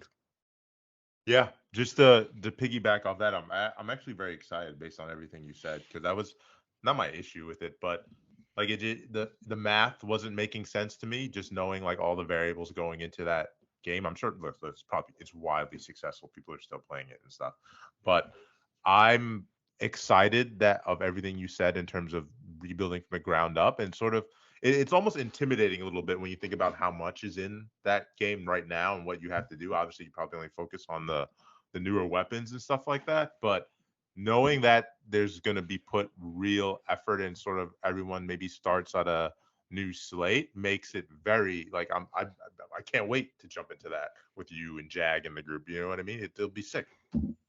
Yeah, I mean, Call of Duty just I don't know what it is, but every time you play the multiplayer, it just feels good. Like the shooting feels good. I mean, we can all complain and bitch and moan about cheaters, hackers, and like, the hit detection, but when you pick up the gun, it sounds good, it feels good, and that's why we keep buying it and playing it every year. Yep. Yep. So you can hate all you want. Money talks. That's all I have to say. Yeah. All right, Good. so I think that's pretty much it for that one. Yep. Quickly going through the next one, God of War Ragnarok, the dev reassures fans that it will arrive this year. Um, I don't really think we need Ugh. to read the article. Should I? No, I don't think that. No, no, you don't have to. Essentially, there That was a developer on Twitter that basically just reconfirmed that Ragnarok is coming Bruno this year. Velasquez is his name. Yes, I don't believe you, Yeah. We don't talk but about Bruno. we'll Oh see. God. We That's a good one. did you I don't believe you, Bruno. You're hiding in the walls. Yeah, so again, I hope it does, man. I'm rooting for you guys. I would love it. But at the same time, if you gotta take I all don't the really time you know if need, it I get you. needs to come out this year. No, it never. It it doesn't need to, but I want it to. I get it, but like, just thinking on like a success standpoint, Yeah. like, do you really want to put it up against like this year with Horizon? Who's it? Who that would? I mean, this is another conversation for another day. But like, how they're just not like whether they're just not in the same league, and I Like, don't think I because don't think anyone I don't think anyone's planning their year budget and said, hey, I'm getting one game this year for no, PlayStation, and it was Horizon or God of War. Like they're but not they're not combating with each other. I'm not even thinking about it on like a consumer standpoint. I'm thinking more on like an accolade standpoint. Like I feel like Hmm. PlayStation kind of like prides itself in this type of stuff, and with all the success that Elden Ring has gotten, do do we really think that they want to kind of have this Yeah. game compete with that, or like just come out fresh next year, blow all our minds, and just go from there? That's a fair point. I think everyone. It's tough. I wonder if they care. I wonder if they. I'm sure they would. I'm sure they'd win a lot more on the acting and voice acting side, a little bit. Yeah. Storytelling, directing, and stuff like that. Maybe game over the year. They may have their. Who knows, man? who knows? Maybe the game is so good that it somehow topples it. You know what I mean? It may for me. Um, but and maybe they get out of the game awards window, which I don't know. Do you know off the top of your head when that ends? Because it's this weird thing where if you, I don't know if it I think it's is it. October. I think Yeah. it's October. So and I don't see them doing a fall. I don't, like you said, I don't see them doing it in fall, right? But I I mean, do. Sony has I'm not released a God. game in October or November or December for years.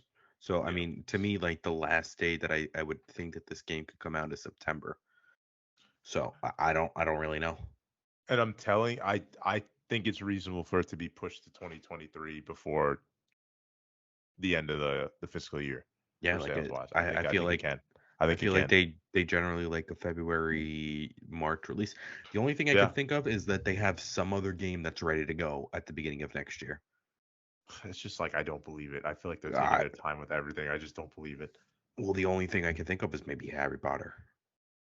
I wish. Harry. That game looked real Um, good when we last it saw it. did. Oh my god, I can't wait, man.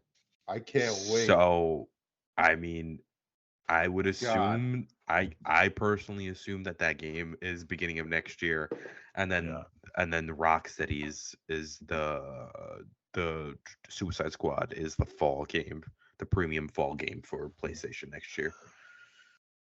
Because like what other studios do they have to go? Like I guess we don't really know what Naughty Dog's doing. I mean, but I would assume that it's a multiplayer game from everything that Why? we've heard. Because Really? remember, it's the Last of Us factions. Because remember that they said that they were going to release that separately. I have. I'm. We need to make a bet later. Homework for me is to get all these studios on a whiteboard for us on basic Excel so we could have refer to it all the time. Second is make a bet if that's ever coming out because I don't think it is, and That game, I don't think. the multiplayer was very good. To me, I I don't know. I understand know. why they probably couldn't finish it in time. Um, but they should have just released it with the regular game. They should have just not put it out and said it was never coming out.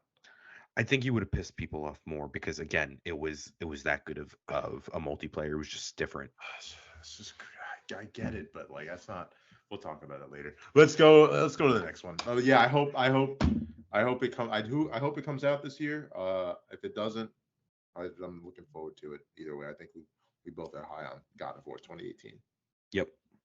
Um, Other things in the news, Overwatch 2 beta. I'm hearing that people are getting in. Nick and I do not own a PC capable of playing the game, so we are not playing. If it comes to PlayStation or Xbox, we will definitely be playing it. Nice. So we'll look forward to that in the future. Maybe we'll talk about it more next week if we've watched any gameplay or anything on Twitch. Yeah, I'm gonna look into it so we can maybe talk about it together at some point. I wish I did. I was going to actually. Um, I'm sure it's fun, but we'll talk about it as we look into it more. But Yep. I'm excited. Not excited. I know we'll play it eventually, right? Is it free if we It's have Overwatch free One, if you have Overwatch 1. which we both do. So it's just Yeah. like there's literally as much as we can bitch and moan and say they haven't updated the engine or anything like that, or we wish it was new, but they have the old characters in there. There's gonna be some balances. No matter what, we're gonna. There's literally no reason we will not try it once. Yep. So I mean, I just feel like we appreciate this a lot more than we did when it first came out. So I hmm think hmm we'll hmm make more of an effort to play it this time around. and we got a good squad Um, with us anyway. So and at any yep. time. So yep. All The right. next article I have on here, which Nick's not really fond of, but I thought that it was important. Well, Splatoon don't pay me in a 3 corner, man. Don't pay me in a corner. But you're right. Splatoon 3 gets a September release date. Splatoon 3 will be released on September 9th, and a new trailer is out showing a full round's worth of gameplay. So, I know Nick's never played Splatoon 3. I actually think for a shooter on a Nintendo platform, it's actually really fun, and I'm hoping that I can convince Nick to try it. when the new game comes out. We'll see what happens, but I do think that it's a fun concept. I do think it's not really like a direct multiplayer game. It's more about, kind of painting the map and having the most of your color of the map painted. But I think it's a for a Nintendo game and for to kind of get that multiplayer aspect. It was pretty smart of them, and I appreciate, like, these are the games that I want to see out of Nintendo. I want to see something out of the box, and that's really fun. All right, here's what we'll do. Okay, I'll keep an open mind, but here's what we're going to do. When this game comes out, we are going. You're going to attempt to convince me. I'm going to attempt to convince Jag, and then I'm going to attempt to convince Rye Guy. One between that, if we got four of us doing 4v4, I'm in. Well, so here's the Rye thing. Guy will have money by then. Jag, I don't think it'll be tough to convince Jag if we're all in a reviews well. So Well, here's the thing. Usually with these Nintendo games, they do kind of do like these trial passes or like these demo weeks. So I'm anticipating that'll be the same thing for Splatoon 3. fine, So fine, that'll be the ideal moment to play it. great. The only real problem we'll have is trying to connect it to the internet. Yeah. Oh, I actually bought Ethernet adapter Yeah, so hopefully it's for the easier now. Switch. Yeah. All right, guys, And who and knows? then our what, Nick? You had anything else before I No. I said I noticed in the article that you mentioned that they talked about a DLC expansion that's free if you have Nintendo Online. Yeah, for We get Splatoon out, 2. but I don't have Splatoon 2. I was gonna say maybe Yeah, try but to try it. for you guys, sorry, I know we kind of cut the article short, but I think we're kind of a little pressing out for time. We want to get to our top 10 list. Um, so going back, our last comment. We know that there's a Halo update coming this week. I think it's March 3rd. We're not going to talk about it this week. We're going to talk about it next week when we have a chance to play, and we'll let you know our thoughts going on that. But it's about time that we got an update. It's been forever. Quick thoughts. Quick thoughts. I'm looking forward to it, man. You saw our group chat that we had going, all the things we were mentioning. It's been time. There's a lot of game types in there. I think that could be fun for us. We get especially when we get Jag involved in our normal group. I think it'll be fun, man. Yeah, I I mean, hope it is. I always have fun playing with you guys. I mean, Yeah. again, I'm not the biggest Halo fan. I think it's more the fact because I never grew up with it that it's kind of tough for me to get into it now. But if everybody's playing, I'm definitely playing with you guys. So Yeah. we'll have Well, more to say next week. I'm looking forward to it. All right. All right, guys. So I'm gonna pass this off to Nick. He's gonna introduce the next topic. This is what you guys have all been waiting for. Yeah. Go ahead, Nick. All right. Drum roll, please. All right. So it's been wow. I don't know where the time goes, man. We're an hour and a half into this podcast. I don't. I gotta look at the duration of the last one. But I think we ended it like right around this period. all right. So we'll cover this topic. I'm happy with the flow of it though. All right. So what we Yeah, wanted to do, we I, mentioned I'm it in the I'm last. I'm just Yeah. sorry. I'm just scared that they're always going to end up being 2.5 hours between the half-hour introduction, the hour and a half It's of the the half. news. It's the half hour. Nick, Phil, how have you been? How's life been treating you? How we haven't talked in a while. I'd like to catch up on everything. Yeah, By the way, we're here to do a podcast. That's how it goes, which I don't the, mind. I like it. I like no, it. I do too. But the best thing is that we spoke for 25 minutes before we got on and recorded Yep. too. So They don't the pre-show. It's only available to Patreon users that are not existent. It's not true. All right. So yeah, so on the last episode we talked about, saying, we kind of want to list out our top 10 games all time personally. That we played. This was a tough ask. I didn't realize as I was making this list that there's a lot that gets cut. I think what we both did, and we were discussing it before, is it's sort of it's, again, it's your personal list. It's not a, just to clarify, it's not these are the best 10 games ever. You want that list, you can go Yep. to IGN and decide that for Or yourself and yell quick at people in the comments. or quick Google search, Yeah, you can do which that. which is This what I is did to figure out the games. but yeah, but there could be games that don't appear on that Google search for you. And I promise you, there's some on mine that don't appear on that Google search.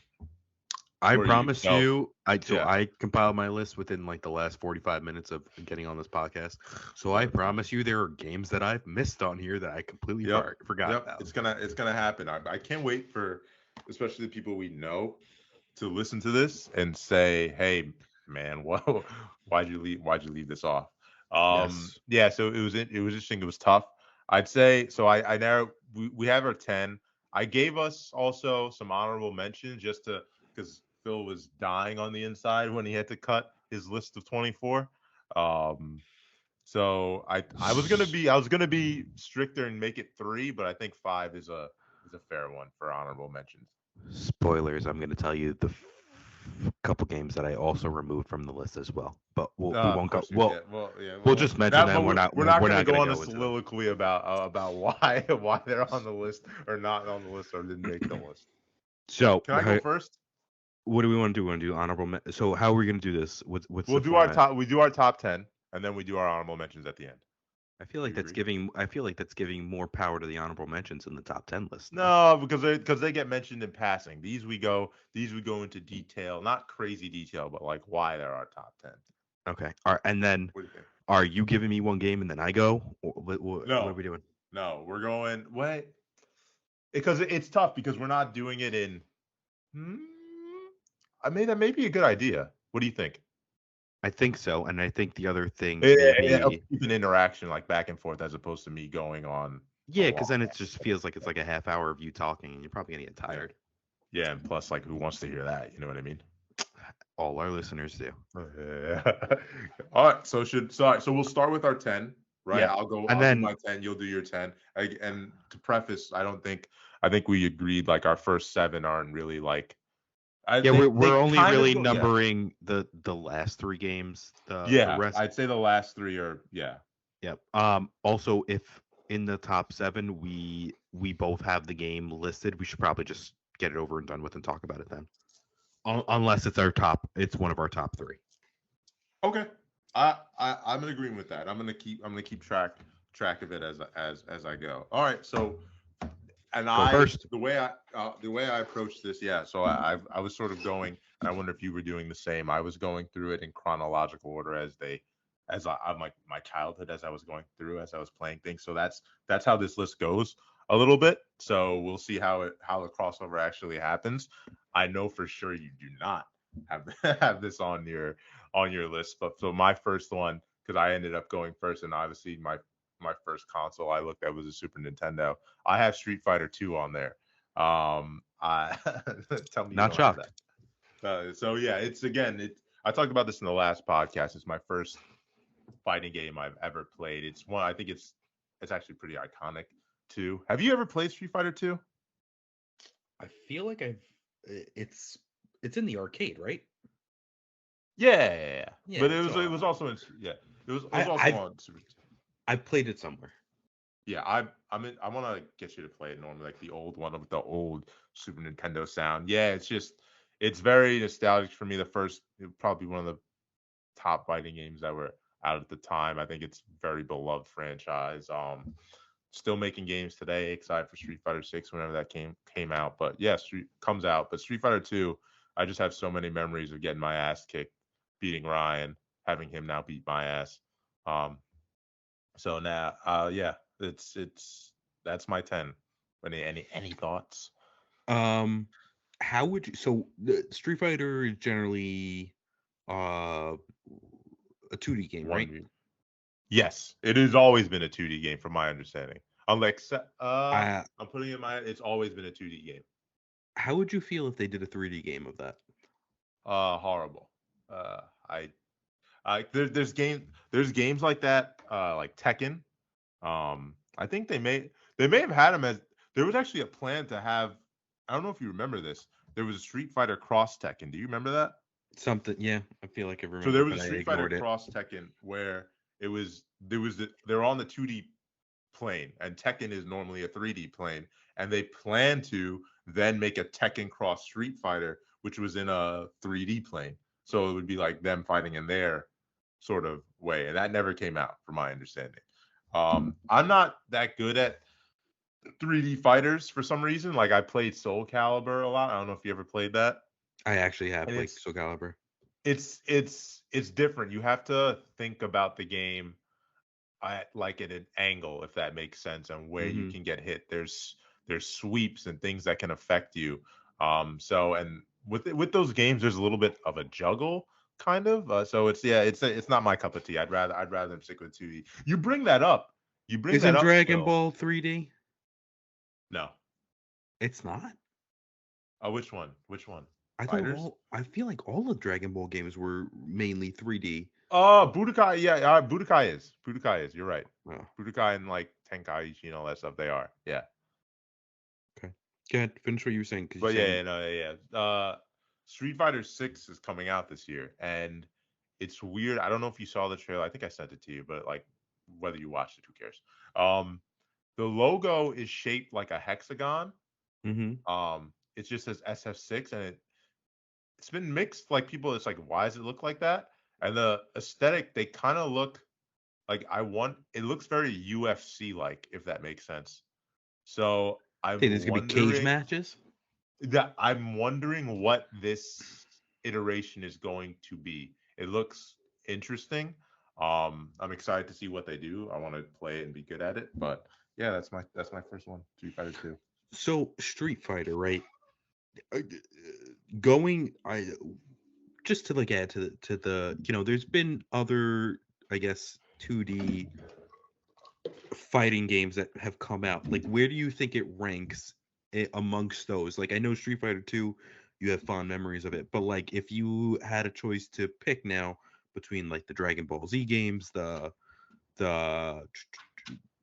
Street Fighter, Mortal Kombat. the thank you, Mortal Kombat, or the DC one, Oh, Injustice. Injustice. Yeah, like which one, if you can only play one of those, which is the one that like you're into? Oh, oh, that's tough. Ah, it's tough, man, because it's weird. So when you think about fighting games, right? There's obviously the games where it's 1v1, right? Yeah. Where it's just you and that person and that's it. Um Street Fighter 5 has been mixed a little bit on what they've been doing. They've updated it, but it hasn't been my cup of tea. I was more of a Street Fighter 4 guy. I think NetherRealm does a great job, man. I think they do graphics wise, story wise, voice acting wise, gameplay wise, whether it's Mortal Kombat or Injustice. I think they do a great job. I think the value you get from that, from a story and like gameplay wise, is insane. Um, and then there's also, you think about the 3v3 games where it's like a Marvel versus Capcom, or Dragon Ball Fighters and things like that.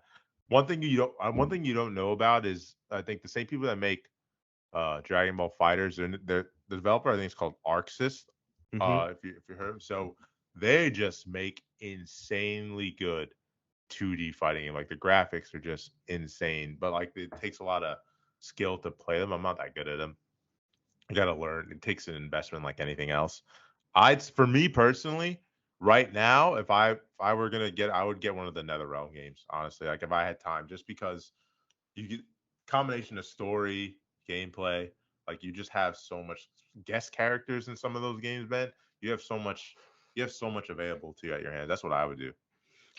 Now at Evo, do they feel the same way? Is that like is the NetherRealm games like the big the game? fighting, the fighting game, the fighting game community is so annoying sometimes, man. They definitely get placing. You know what I mean? They're there. Mm-hmm. They're there. Uh the top game is always, at the end of the day, I think, Street Fighter. I think it's the main event that people Mm-hmm. go to watch. Um, Fighters is there. Melee is there sometimes. Uh, Fighters ironically has this weird. It's so annoying. It's such a side note for this list, but um, like the community has been a little bit weird about it, where people talk about how Fighters is a little bit easier than the other games, and someone say like some of the top people that are good in the game say, hey, you don't play Fighters because it's a good game. You play Fighters because it's for money. I'm like, oh god, here we go. Because like they these guys make a lot, playing Interesting. on teams and stuff like that for a country. So it's I should have got into it. But yeah, that's what I would say on in regards to fighting games. Gotcha. Okay. Well, since I think we're done with that tangent, Yeah, yeah. Sorry. but it was good. I mean, I'm glad that I got your viewpoint on that because I know how much fighting games mean to you. Mm-hmm. All right. Is it my Your go? 10. Yeah, please. Let's go. So I'm interested. similar to Nick, I'm gonna keep it in his vein. I'm gonna go based on the release date of the console. And my first console is Game Boy Color. Uh-huh. It's got to be, and this one was really tough for me because I couldn't choose between which iteration of it, but I'm gonna go with Pokemon Silver. You son of a. Yeah. That's on my list. That was not my neck. I'm not gonna tell you what the order is, but that was on my list. So we're gonna. Yep. We'll, Anyway, we'll, we'll yeah. Go ahead, please. so Pokemon Silver. I just think I feel like the nostalgia and the excitement was there for Pokemon Red and Blue. Because that was like the first thing that this game on the playground talking about it, and just going through it, like trying to find like the secrets in there too, trying to get to Mewtwo, and then it kind of being like the best representative of like in of the TV show. But there's just something about Pokemon Silver, and the starters are better in the original, but I just think the shocking thing is that once you beat the you beat the game, you get all 8 badges, and you beat the Elite Four, you find out the game's not done, and you Mm-hmm. basically Mm-hmm. have the chance to go back and literally go through the first game all over again. Yep. And I just like that. They've never done that again in any of the next iterations of the game. Like there's like I know that there's been like post credit, like post missions that you could do, but like they didn't like basically like say, hey, the first game's beaten, here's a second game on top of that. It's And crazy. It's crazy.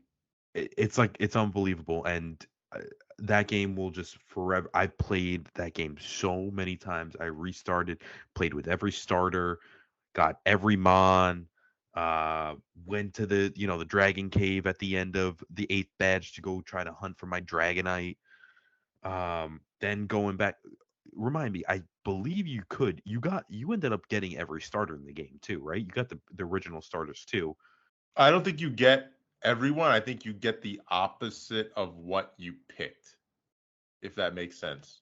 So like the compensating factor of so if On you're It's been so so if long that I don't know if I'm like mistaking this with Pokemon Yellow and how you get yes, those you are. mons. Yellow, you get everyone.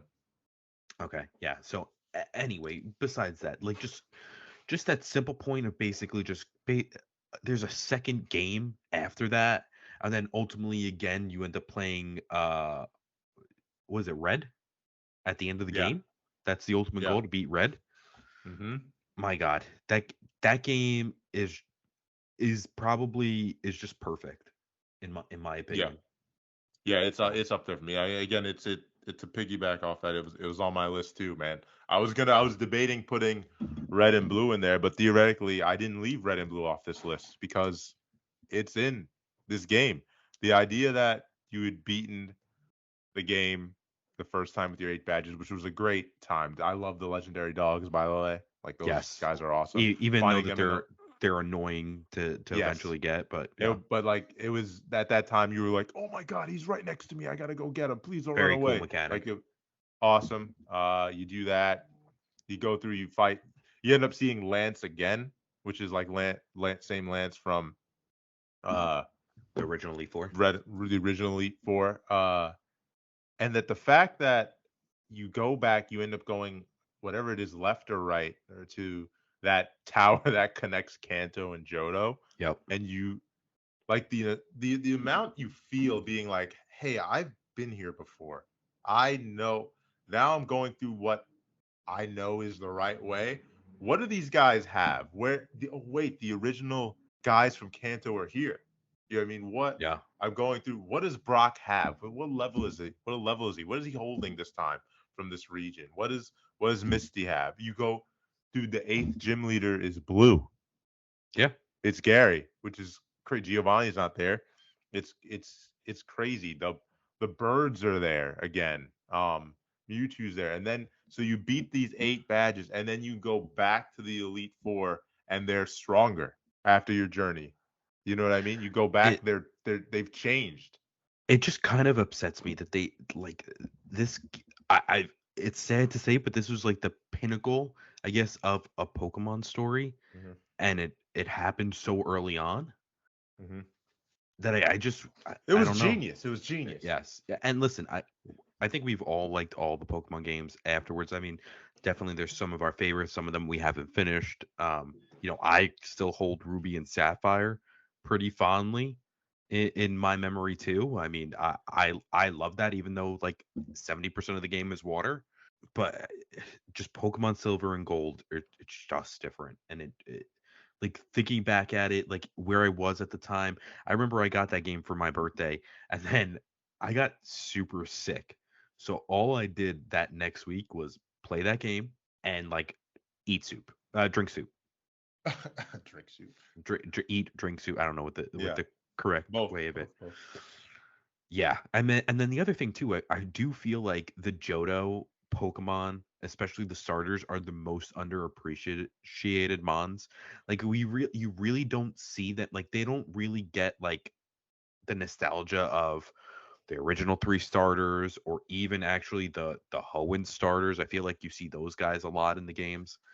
I feel like the Johto starters are kind of like the forgotten mons, I and don't know. they're In my and circle, I feel like I see a lot. Like everyone loved Totodile's goaded. Typhlosion's sick. oh, Like these guys are. Yeah, Typhlosion sick. I mean, Meganium is kind of like meh, but like yeah, man, yeah. yeah, I feel like if they got like Mega Evolutions, they'd be even cooler. Ironically, I was gonna show you this at one point. There's this. Oh, I should have showed you that. There's this PC thing I have downloaded. It's a mod. I'll show it to you later. Called Pokemon GS Chronicles. Right, Hmm. where it's a fan made thing, and it's gold and silver in that same like Game Boy style or whatever. And but they gave those they reimagined the story, changed it up, and they gave a bunch of the Pokemon in their Mega Evolutions. It's sick. It's sick. I That's didn't cool. finish, but yeah, I'll send it to you. It's awesome. I wanted to play through it. I just never got. It's on my PC, but I'll send it to you later. But yeah, that was on my list. I mean, I agree with everything you said. I mean, going to fight after being the elite for the second time and going to fight Red, which I think it's this weird thing where I know Red's different than Ash, but like you treat him as like he is Ash. I mean, Um, he's got Ash's Pokemon. It's the Pikachu. yeah, It's the all yeah, three yeah. starters. Snorlax and what is it? Lapras is the last one. Well, I think he's that there's like a Pokemon manga, whatever you want to say. Manga, I think is the right word. I don't know why Yeah. I said it the other way. Like American. um, the where he that's what it is. That's his Pokemon, which follow Ash, but they're fully evolved. Yeah. Um, it guy had a level 80 Pikachu. When I saw that, I was like, what are you doing? Let's just level 80. Yeah. Makes sense though. And I would just go then and which it makes sense. And you wonder why he's not crushing these guys in the anime. But that's another story. Yeah. But yeah, Man, all right. I Uh, see like that game. Like just thinking about that makes me want to not even just play like the old ones, but like just go back and play like Soul Silver or Heart Gold. they're really good. They're really good. Do I'm you gonna have go back those? to. I have Soul Silver. Yeah, Ryan has Heart Gold. I Ryan may might have both. I might ask you to borrow them. Do you want the Poke Step Walker that comes with it as well? Oh no, no. Didn't that come with like certain Pokemon too in there? I Like don't was a remember. Mew like available? Like that was like the only way to get Mew? You may be right because I think you could.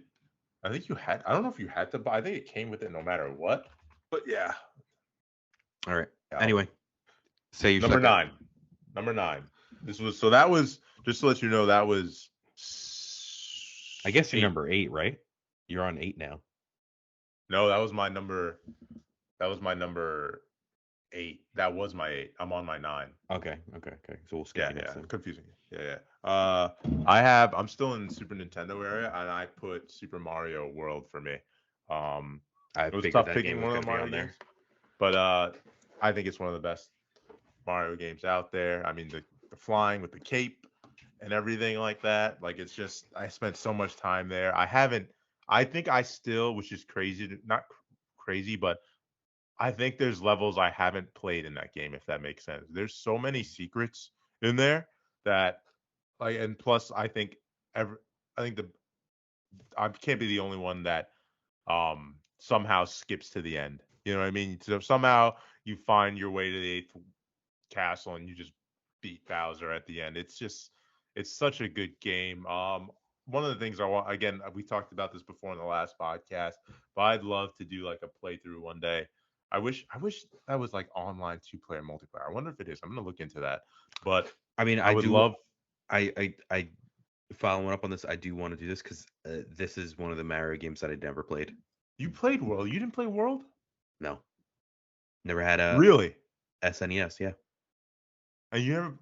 Oh my! I thought you. Oh man, I thought you did. Is this like the same one as Yoshi's Island? Like, is this like No, the? Okay. but this is the one where you get a Yoshi. I Yeah, forgot yeah, about that session. yeah. I couldn't Holy remember. crap! You didn't Never play played this this one. one. No. Oh, my mind is blown. Yeah.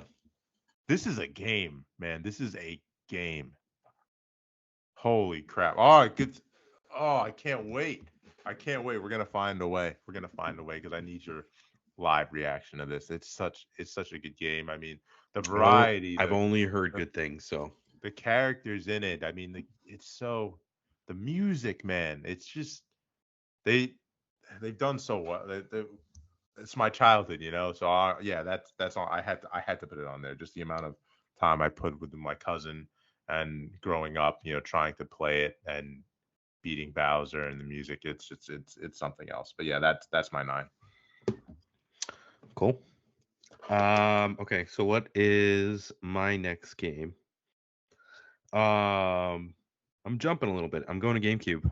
Okay. Um, so this is GameCube, PS2, I guess original Xbox era. I'm putting Need for Speed Most Wanted.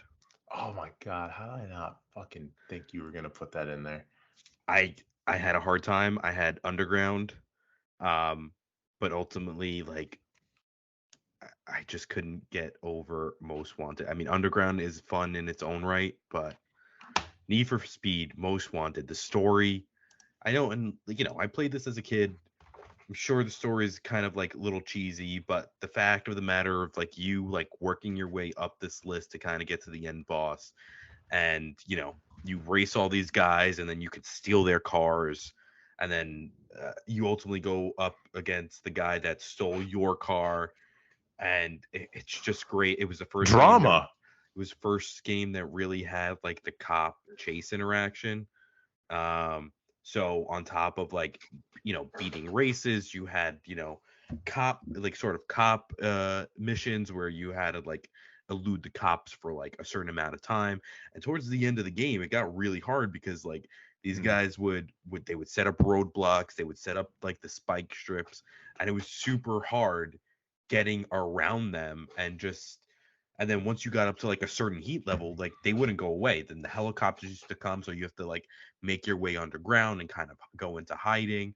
And at like towards like the top levels, when you're like in rank like 3, 2, 3, it's like they'll like never go away, and you can have like a 20 to 30 minute cop chase. Yeah. Um, We talk we we talk yeah, about how there's games I played that I want your reaction to. I think we put this on the list too of somehow we get this game and we play this together too because I just want to because I never felt the love for the Need for Speed franchise. I know that it's so out there. People want it to be back the way it is. I know you hear about it all the time. So let's put this on the list. I've written it down actually. I kind of yeah. want next time we're together, we're gonna find this game somehow and play it together because I want to see what the hype is about.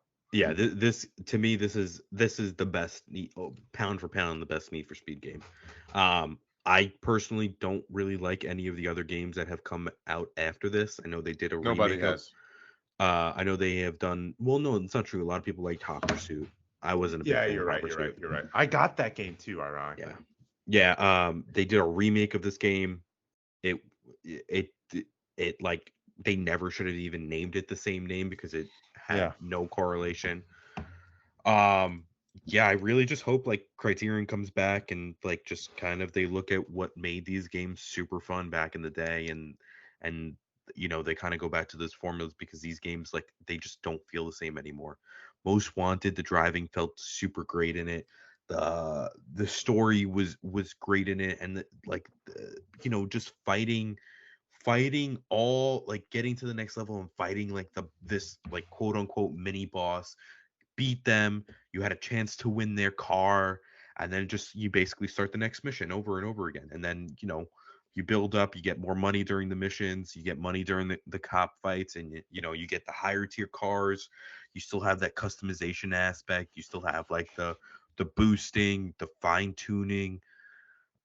It this game, playing it as like when I was like 12 years old, it no better experience that I had, and I just wish that I'm I could looking. go back to it. I'm looking forward to trying it. I'm looking. Yeah, Just yeah, open my eyes to it. And you know what's gonna suck is I'm gonna like it and I'm never gonna get a good one. yeah, yeah. I mean, that's the sad truth. I mean, like EA is like sitting on some like I feel like they're sitting on a gold mine of some like these old games. Um, that they should just kind of relook at what made them popular back in the day, and like even just try to bring some of these back. You can even just find a way to like just bring these back games without remastering them, and I'm sure people will rebuy them. Yeah. All right. Cool. Well, we got some good choices here. All right. So next on my list actually was gold and silver. I think we rehashed that. So why don't we kick it to what your next one is, and then we'll go back to me. This one I know is not on your list, and you are gonna Yeah. make Okay. fun of me. Okay. uh Here we a go. game I never actually fully beat, but I think I got 80% of the way. You didn't It beat this is one. This is the I one. Yes, this is the one. This is the Wow. only game on my Okay. list that I didn't beat. Okay. All right. This is. Do I tell Skyrim. you? Do I tell you? No. Do I tell you? Do I tell you what console this is, or do you want to guess? Yeah. Tell me. Yeah. No, Tell me the console. I'm gonna try. 3DS. What the hell? What the hell? What the hell? You want a A hint? 3DS game that You want? you didn't beat and you made it on the list? Do you want a hint? 3DS? Do you want a hint? How could this be? It may be a game that I had forced upon you, and that you eventually played, but maybe not the 3DS version. No, I'm at a loss. I'm at a loss. Give me one more hint. No, I'm just gonna tell you because if I give you Yeah, one more tell me. hint, you'll figure it out. Fire Emblem Awakening. Oh, This game. wow. You didn't beat this game? No, it's really How? long. It's really long. Oh my god. So is Three Houses, you son of a gun. You didn't beat Awakening? No, and I think part of the other reason too is I got it late in the game, and then I think the Switch was coming out, and then you know me, like as All soon right, as I have like there's questions. I have something new. questions. Go ahead. Go ahead. Anyway, let's go back to this. I was completely shocked when I played this game. Utterly shocked. I just was bewildered that Nintendo had a game like this on their console that I didn't know about and that just hooked me right away. And Mm-hmm. there's multiple ways that you could play this game. I don't know if anybody's, for the people that aren't familiar, you could play the casual way or you could play the hardcore way, which is basically that, so I'll give you just of it. It's basically like a tactical game. Um, it in the vein of like an XCOM type. So you have like these certain pieces, certain like players that you can move around a board, and basically you just have to beat uh the other team. And it's basically kind of like a strategy war game. Um, there's three weapons. There's a sword. There's a lance and an axe. And I'm really rusty on it, so I don't remember. there would be some advantages. There were also bows and other things too. Um, based Big on bow like guy. based on who you were combating, there would be advantages if you fought somebody with different weapons that had another weapon. I was just blown away when I played this game, and then I played it with I think I started with casual mode, and then after like 2 or 3 hours, I was like, no, I can't do this. I want the hard mode, and I started playing the hard mode, and the hard mode actually makes the game better. And Yep. and mind you, like I did lose characters, and sometimes I was like, all right, they're just a loss. I have to take it, and other times I just reset the game and I redid the map, and it's so well worth it. It's crazy. And that game was I put this game on the list because it was so good. It shocked me. This is the first my first Fire Emblem game, my first like type of strategy game like this, and I, I'm just kind of like a loss for words at how good this I thought this game was. And then kind of like spoiler alert, like when Fire Emblem Three Houses came out, I convinced Nick to play it. He actually played and beat the game. I never played it Yep. yet. And it's just sitting on my backlog, and I know that one day I'm just gonna open it up. It's gonna hook me again, and I'm just gonna sink in and just fall in love with the series all over again. So now this leads me to now you understand why I really want you to play Three Houses. It's just so. Can I ask you about Awakenings? Sure. Awakening. Is there voice acting in the game or is it all text based? I think it's all text based. Got it. Got it. Yeah, it's just something I'd have to commit to because I kind of want to try it. I was doing some research just now, and apparently, if this what Google says is updated, apparently that game only sold didn't make over 250,000 in sales, which sucks because apparently it's a beloved game. But yeah, man, I I really Also, the I'm pretty sure gameplay. this game Yeah, is still expensive. yeah. I wonder if they just didn't make a lot of them too. Um, which Fire Emblem was the one that had different versions of it? Did you get that? I did get Is it. that Fates? Yes, that was Fates and Shadow of Valencia. Yeah. Were those good? Again, it came out very close to the Switch. I knew the time committed to make them, so I It had was bought it 3DS. Yeah, it's tough. and then sold it. I mean, in a perfect world, like I'd go back and buy a 3DS just for these games because they're it was just so well worth like they're just so Yeah. well worth it. I mean, either Yeah. that or Nintendo comes out with an actual virtual console and just puts all these games Yeah, that'd be great. available. Honestly, I would love to go back. Yeah, I'm Uh, glad. the amount of money that they're sitting on, that if they just did a little bit of work, it's mind blowing to me because I think I'd lose half my bank account just buying Yeah, some of these old games. I'm happy if Fire Emblem you made it. Just because I have such a love for Three Houses. Yeah, I hope you get to see what they've quote unquote learned and done. Because the big thing that I always say, I know it's text based, but the voice acting in Three Houses, not to jump around, is just so good in terms of character development and making you care for the characters and giving each character a personality that you care. So if you lose someone, you don't want to because you develop a relationship over. And this is not like 3 or 4 or 5 or even 6 people. This is 9, 10 people in my dorm, my house, my Gryffindor. You know what I mean? And then there's 10 people in 2 other houses, aka 3 houses. I know I'm going on a tangent, but yeah, I'm glad you a Fire Emblem's on there. I hope you get to play 3 houses, and maybe it'll take over on the list one day. It's also crazy. I just kind of looked up because now I got crazy for this. I looked up how much these consoles are. The 2DS and the 3DS are like over $300. I told you I got that Pokemon Blue and Red one unopened. Oh, I can only imagine the Galaxy one, the purple one. I don't know if that was like actually like a specific genre. Yeah, I mean, but honestly, like if you had collected all these 3DS and left them in the boxes, these things would be Mm-hmm. a gold mine. I know. All right, moving on to mine. My next one, I'm trying to do that's 10, 9, 8, 7. 7 for me now. It would be it's a PS1 game. It's Crash Bandicoot 2. Uh Cortex Strikes Back. That's one of the most important games for me in my time of PlayStation 1. Again, playing with my cousin, platforming Crash 2. Crash Bandicoot just I know he's such a niche character in PlayStation sort of repertoire, but I think he's such a big part of that 90s era, the mascots, like especially like those commercials and stuff like that, the guy in the crash suit. Um yeah, he's an important part. I'm glad again it took so long, but you remember how hype it was the time that they announced a remaster of all three of those games. Um For you and or for again, in general? I think in general, I think like people, I think people were very happy with it. Yeah. So happy enough and sold that they made a Crash 4. I wish I again. It sucks now. I'm one of these guys that's been asking for something like that, and I haven't beat it yet on the list.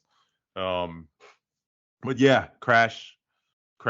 holds a special place in my heart. I think in a lot of people's hearts, not as many, but I think it does, especially if you came from that era of PlayStation, PS1, Crash, Spyro, all those guys.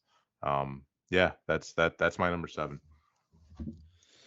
Have you ever Um. played a Crash game? Yeah, I played the. I never played on PS1, but I played the remastered ones. Yeah, Um. it's tough. I can't. And it's like It's hard to I would appreciate. never.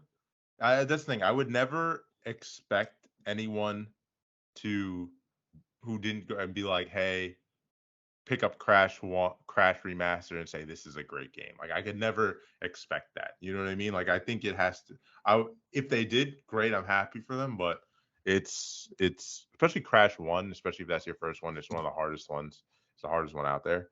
Um, Crash 2 and 3 are so much better and so much more approachable. So like if your first experience is Crash 1, which just beats you over the head with platforming, it's like I get I get why you may think this game is trash. You know?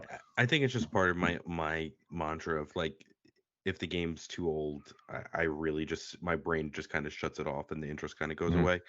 Hmm. Um, that's a personal problem, and I do want to keep going back. Like I still want to play. I want to go back and play Final Fantasy VII because I never played that, and everybody talks about how fondly that is. And I feel like I'm not a. I wouldn't say I'm a huge JRPG person, but I am a fan of them, and I do appreciate the people that actually have the time to go through them. Um, but yeah. Okay. No, nothing more to say on Crash. I want to hear your next one. Go ahead. Okay. I was gonna combine this one with something else, but then I just got rid of it.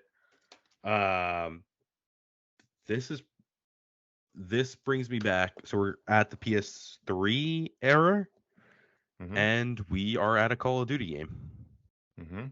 Black Ops One. Wow. Great choice. This is my favorite Call of Duty game of all time. The maps in this game were fantastic. I remember them fondly. This was like this was a time during my life that you would start playing at 9 o'clock. You would blink your eyes, it's 4 o'clock in the morning, you're still playing it. Hmm. Hmm. Hmm. What Black That Ops? kind Yeah. that type of adrenaline, you I guess like for the Call of Duty games, like I feel like you burn out at a certain point that you can't play them anymore. As a kid, this was just kind of like the most addicting thing that to me was just so addicting to play. And then the fact of like you had that system where it was like, if you remember, Nick, it was like you could immediately buy anything that you wanted if you had enough money for it.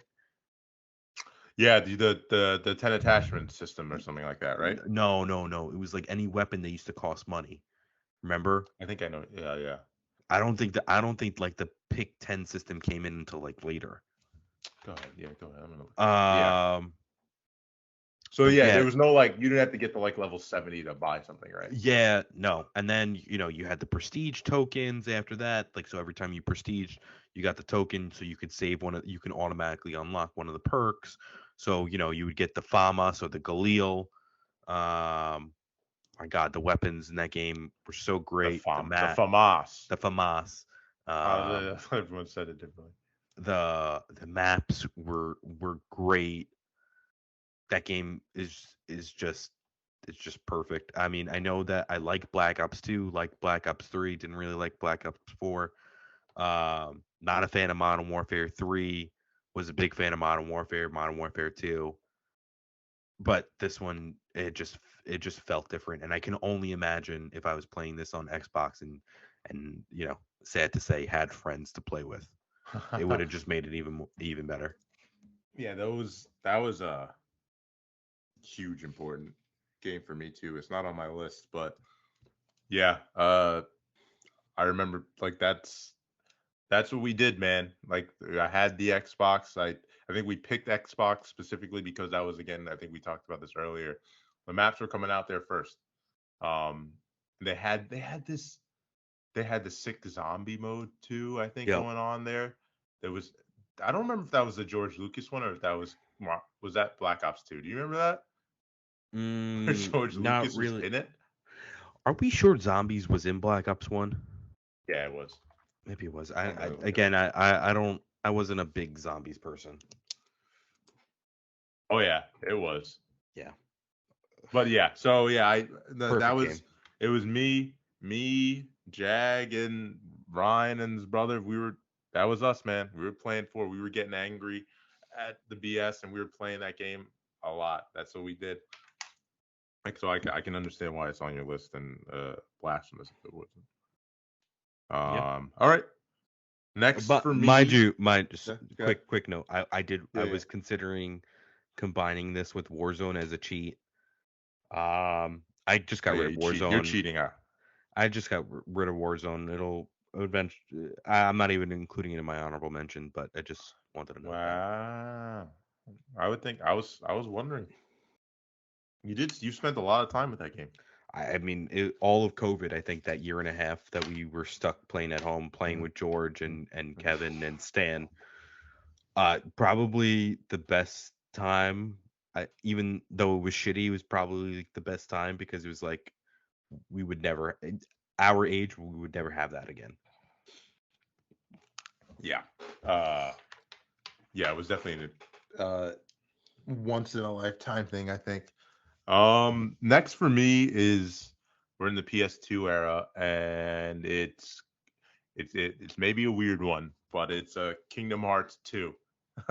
it's so it's so niche, but like the idea at that time growing up of just combining that weird Kingdom Hearts, world, which the story makes absolutely no sense, but all you wanted to do was go through Disney worlds and summon Simba and Genie and fight and go to Hercules and fight Cloud because you heard of Cloud and you heard he was a big tough boss, and Sephiroth and all that. It was just it was such a good game, man. It was so confusing in the beginning because you weren't even being Sora at the time. But I waited so long to get. I think everyone did. Like we really wanted that game, and it came out. I think when I was in seventh or eighth grade, and I just remember it was. I didn't do this often. Like it was a thing where I didn't play games usually throughout the week. I think my parents wouldn't let me, more of a weekend thing, but I would. Hmm. I was just like, I'm playing this guy. I need to know what happens. And of course, it has the longest tutorial. I took forever for me to be Sora in that game. But yeah, man, it.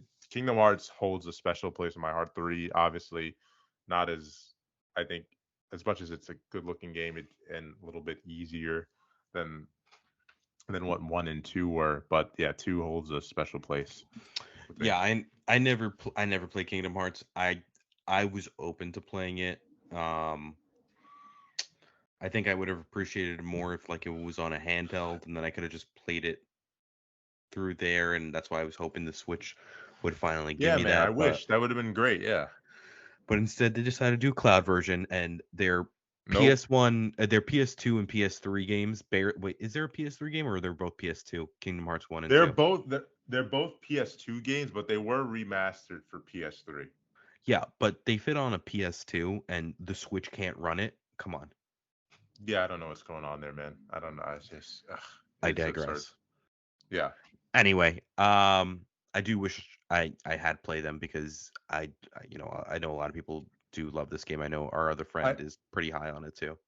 in a perfect world, like I would love to. Maybe this happens when you die. I don't know. You're allowed to time travel back into what that time would be for you. You know what I mean? And play it with, because at that time you're a kid and you care about Disney, and that's all you know. You don't know anything.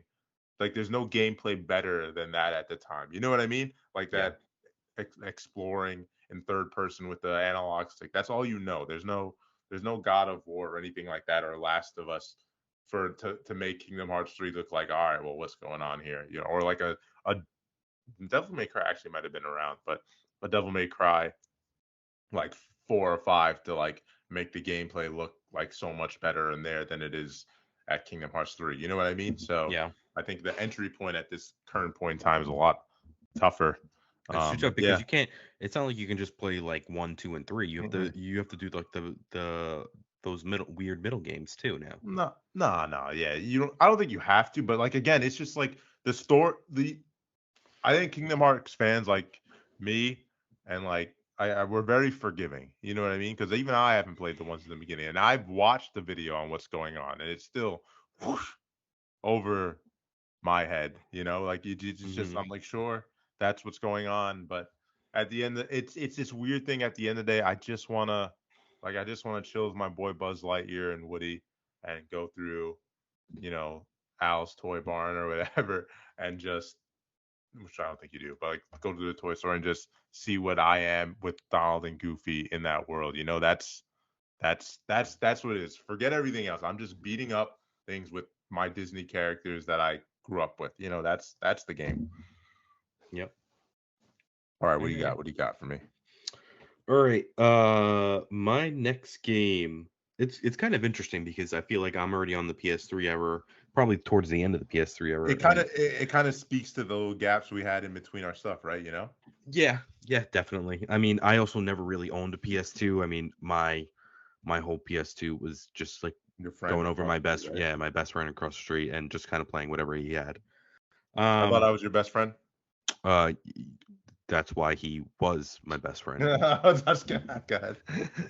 Um, so I this is in my top 10, but I will Mhm. fully admit that it's probably an overrated game. You're It allowed. is The Last of Us 1. It's in your top. Okay, okay, got it. In my top 10, I do think it's probably one of the most overrated games also. I think that when this game came out, it was fantastic. But I do think that the media and all these reporters and everybody from IGN and everybody we used to listen to back in the day overhyped the game and just basically created something, uh, made it so special that even the second game couldn't live up to the first game. Anyway, let's just go back to this one. The opening credits is just like that initial like sequence of events, what ends up happening is just so crazy to me. And then Mhm. how the game kind of completely shifts, and you have each season, and each season kind of gets better. You have like the winter season, which I feel like the winter part is probably the best part of the game, and whatever happens there, and then you kind of get to that Yeah, slow yeah. weaning towards the end as you go to the hospital and you're taking Ellie there. You have like the giraffe moment where you see the giraffes for the first time after like going through and just seeing zombies and all the whole world desolate, even to the controversial ending of how should we spoil it? I think it's like over a 10-year-old game. I think it's perfectly I think fine. you're. I'm gonna give chat. I mean, listeners, close your ears if you don't want to hear it. But come on, get it together. uh Get it together. If you found us by now, you don't know how Last of Us one ends. God help the algorithm. Good luck. Yeah, so and then even the choice not to sacrifice Ellie for the betterment of humankind to find out, how to save everybody, that just kind of left you unsettled. And it just like that's the whole point of this series. It just leaves you unsettled. it really gives you the point of making the hard decisions and like what that feels. I mean, I know you have no choice in the end. I mean, ultimately Ellie survives, but that game is perfect. The gameplay is perfect. At the time, playing that game at the time, there was no game like it. The crafting system was great, and if you didn't play that game on hard, where like you should definitely play that game on hard, where all the resources were harder to come by, so it's not like you could shoot your way out of any type of encounter. It just really felt like a survival game. And then on top of that too, we were kind of talking about this earlier, but like the multiplayer mode and just having that to go to at the end, and the factions and building that up, which was like a completely new experience. That game is a 10 by all means, and I fully believe that it it meets all the requirements of a 10, and it's just perfect. Yeah. Just to comment on that. The Last of Us. So at the time, two things. One, I didn't really have anyone to talk to about that game, right? So that was Jag didn't have a PS3 at the time. So when I would tell him, like I was talking about the Uncharted and all that, I'm like, dude, when you get a PS3, you gotta play this game. It's so sick. I think he eventually got it a couple months, but he didn't. I didn't have anyone to talk to about that game. So I I I told my mom. So I told her I made her she watched I made her watch the opening scene with me. Like I was like, "Mom, look what this game, like look what they're doing." Like everyone thinks like you don't know that games can tell a story. All she knows is Call of Duty and me playing a game where some guy screams Kamehameha. You know what I mean? And Mario. So I'm like, look what these guys have done. And she saw it. She was like sad because she saw that opening. She's like, this is crazy. She's like, what's gonna happen? I'm like, I don't know. So and then Great, I that's funny. literally at the end, so like I played the game and it's like me. I think I get this from my mom. She's like, it's the same. It's like a night owl. Like it'd be like 12:38, 1 a.m. and she's like, what are you doing up? I'm like, I'm going, and you should be in bed. I'm like, so should you. so, uh, so I beat the game and I go downstairs just to like get a drink of water or something, and she's there, and I'm like, Mom, do you know what just happened? You know what I just like? I need. It's almost as if like I needed someone to talk to about what I witnessed this man do. You know what I mean? Yeah, So yeah, I it's told her crazy. about it. It's just like, and she, of course, she couldn't follow everything, you know what I'm saying, but like I just had to talk to someone about it. Um, yeah, it's such a pivotal game, man. I personally don't think like I don't think it's overhyped or whatever. I think it is what it is. I think people do put it on a pedestal, but I think maybe rightfully so almost, but again, like you said, it is tough to live up to. I will say though, the second thing I wanted to tell you was uh it's not on my list. Wow. It's not on my list and it's not my honorable mention. Wow. I It's don't know big. how. I don't know how. I mean, I Yeah. have some games in my honorable mention that I think you're going to be shocked about that Yeah. um It's not on my list. And I'm gonna explain why at the end too at some point, but it's not on my list. well, I think you should just what you want to explain because of after we have your complete list, or because Yes. okay. Okay.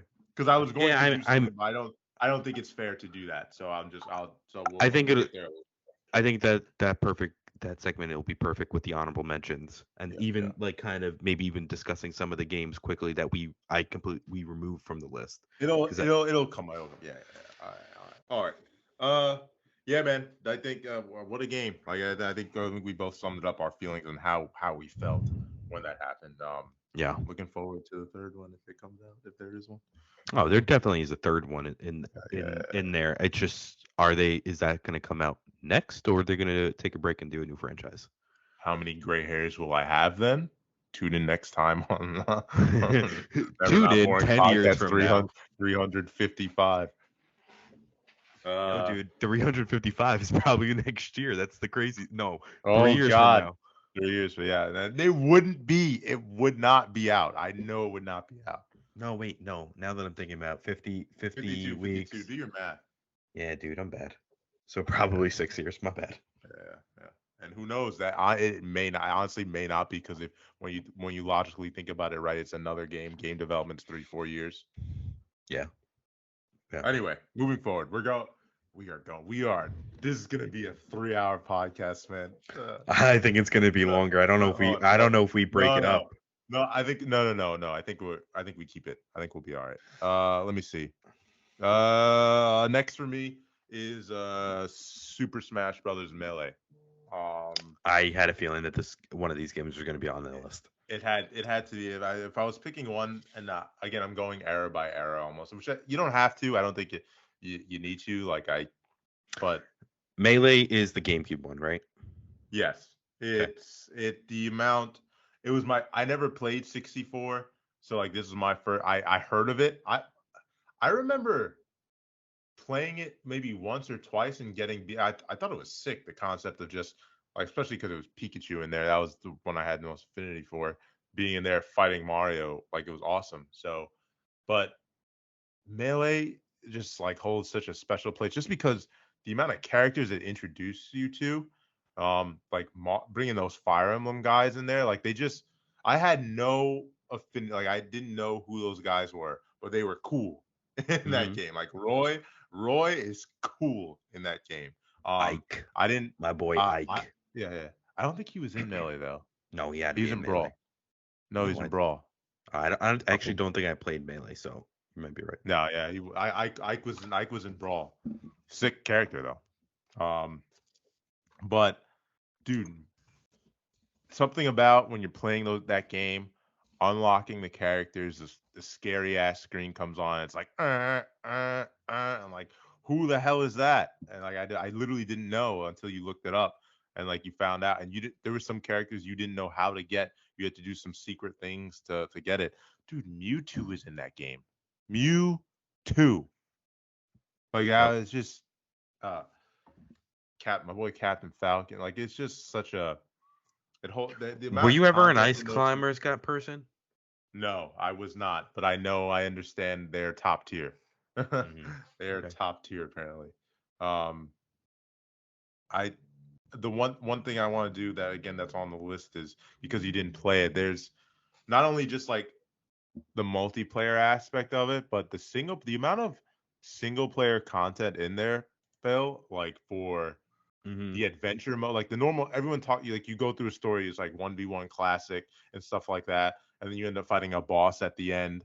But the amount of content in this game, from just you could just fighting bosses and secret stages and things like that, the adventure mode, if anyone knows the adventure mode of what I'm talking about, where you're running through, um editor, put a clip of this up, when when you're running through a literal Mario level, and you could do this with every single character, and a Captain Falcon level and a Zelda level. Like, it's crazy. With like, I want to get your reaction on that, but Melee holds a special place in my heart, just from fighting. I know fighting game isn't a fighting game, blah blah blah. Fighting game standpoint, and then just like a Nintendo, just learning about different franchises from them. Um, yeah, man. We gotta it makes me want to play. I gotta play Smash more often. How do you feel about the current state of Smash? I know probably been a while since we played it, and where do you want to see it to go? Like, do you like the fact that we have like over 50 characters, or do you want more of a condensed list next time around? It's tough, because I've given up on the idea that in a perfect world, like you just can't. It's hard to have something like that balanced. You know what I mean? Like, characters are gonna be out of balance. I like the idea of keeping the game alive and active. I mean, the fact that they have Sora in there, man, it's just crazy to me. Um, I'm happy with it. I want to play it more. I think it's I think it's become less of a, like, how do I say, competitive thing, where like it's going to be taken seriously, just because there's so many characters that are a little bit crazy in there. Um, but for the mass market, right? When I think about you and me playing together, like like no offense in me, no even offense to me, like if you're good enough, like you're not like there's I'm not gonna be a character and be like there's no way you me from a skill point level or a casual skill point level that you can't beat me. You know what I mean? Like Mm-hmm. I think you and I and as a general like if you get me, Jag, and his brother and Ryan, well, all of us in a room, like we no matter what, we still have fun in the game as long as we understand the mechanics, and we all do. You know what I mean? Yep. It's just how quote unquote lucky you are sometimes. Some characters, and again, some characters may have some things that are unfair, but I think it's it's beatable. You know what I mean? Like you like from for our skill level, I think the mass, and I think again that may speak to what Nintendo is right now too, just in general, which is appealing to everybody, not just a hardcore fan base. You know what I mean? Um, Good or bad, but whatever puts money in the pockets. Uh, it I I just feel like I was super excited about the game at the beginning when it first came out, and then it's just kind of like slowly died for me. That like I have a rough go even trying to play the game now. Well, here's the problem. I think I after like Smash in general, I think there is some good single player content in there. They tried with the stickers or whatever it is, but if you had played like Brawl had a pretty cool story mode too, from what I remember. But if That's you the Wii one. I played that one. yes, yes. If you play the story mode in like Melee and Brawl, I don't remember Smash Ultimate's story mode that much. I may have to dig into it. But again, I think it's a game where you have to play with people, you know? Like as I love fighting the comms and being them. I use it to train, quote unquote train, but like learn new combos and things like that, fighting them on level 9 or hard difficulty or whatever. But I think it's a game where we have to sit down together and play. You know what I mean? Like it's plus it's so much better when you're in the same room too. You know, but Yeah. I wonder if it's just like it could, and that, don't take it the wrong way. Sometimes playing 1v1 Smash isn't always fun. You know what I mean? Yeah, For I it mean, is, yeah. I- no, I think I agree with you. I obviously I would have played a lot more if online was functional on the Switch, Hmm hmm but I'll tell you yeah, this though, we should make an effort to do it sometime though. yeah, I just feel like even playing against you, it's not really as fun because there's just a kind of a dominance that I've never gotten accustomed to that you just have built into Yeah, your fingers just from continuously playing yeah, these types of yeah. games. I wanna, but I think it's teachable too. I think the entry's a little bit easier. Me and Ryan used to go back and forth, man. We used to anger. Used to just see just talking smack. But yeah, he's an Ike player too. Oh, I love Ike. Ike's my favorite He's a player. big Ike. He's a big Ike player. He's so annoying. Um, yeah, that's Smash me. Give me. I think we covered it. Give me your next game. All right, I'm on PS4 now. Ah, Uh, these next two games are, I think, will came out the same year. They will forever be, I think, talked about because they were probably the two best games that came out that year, and maybe on the consoles in general. I'm going to talk about one of them first. This, if go back to 2018, um, I would have this game that I'm talking about first over the next one, but I think thinking about it, it's shifted. The game is God of War. That game was fantastic. That game, the gameplay was great. Coming from playing all the original three God of War games, and I was a super big fan of them because I love mythology. I love how he went and basically beat up on all the gods, and I was super curious how whether when this came out, whether this could be a reboot or a continuation. Turns out it's gonna be a continuation. um, how you go through the gameplay, the acts, midway through the game, getting back the Blades of Olympus. Fantastic. even the story was great, the fighting sequence were great, the skill tree was great, the the voice acting was great. There's everything was Read it, great in this. boy. Everything was great in this game, and it was fantastic. All the challenges. This is like a game that I only played through it once. I keep thinking about always going back to it because it's just like I just want to experience it again. Yeah, I mean I was originally going to put it in an honorable mention, but I I I just don't feel like I I I can't. And I feel like my list is kind of more skewed. Actually, it's not really skewed to the modern stuff because my three top games, they're kind of old. Um but yeah, this is one of the best games on the PlayStation 4, and it's fantastic, and it's just crazy how they reworked the formula, and they took him from being this, loud, shitty character in the first three movies and kind of made him likable, made you kind of saw his struggles as acting like a dad, and then like the Yes, twist, the I love that. just the twist at the end, and Hmm. just to know where it's going and where it Hmm. seems the franchise is going, that it seems like we're going to get one more game in this Norse mythology, and then we're probably going to be jumping to another mythology tree. Great, and I love the idea, and I can't wait to see what they do with this in the future. Yeah, I mean, I'm telling you, it's on my list. I'm just not telling you where it is. It's on my list. Uh, I mean, we so we only got like one more game left, so it's got to be in the yeah, top three. yeah. So yeah, man, this what a game. I can't say more than what you did really, but I really want to go back to it.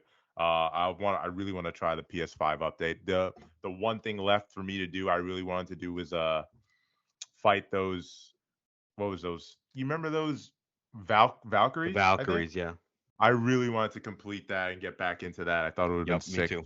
But yeah, this I think just to summarize this game is that Say, Nick, the I save it, save it, save it, save it, save it, because well I feel like I feel like it's an important top three. I don't want to just brush it off. no Let's get your. no no it's just I think the idea that this game originally started as just a violent game, again with good gameplay on PS2, and that like this all sick stuff like at the time, like especially at that era, but what it evolved into this emotional story uh with father and son and dealing with loss and someone who's closed off their emotions starting to have emotions, like it's just you gotta, I give it up to this game. Yeah, I'm glad. I was worried. I'm glad it's on your list. Yeah.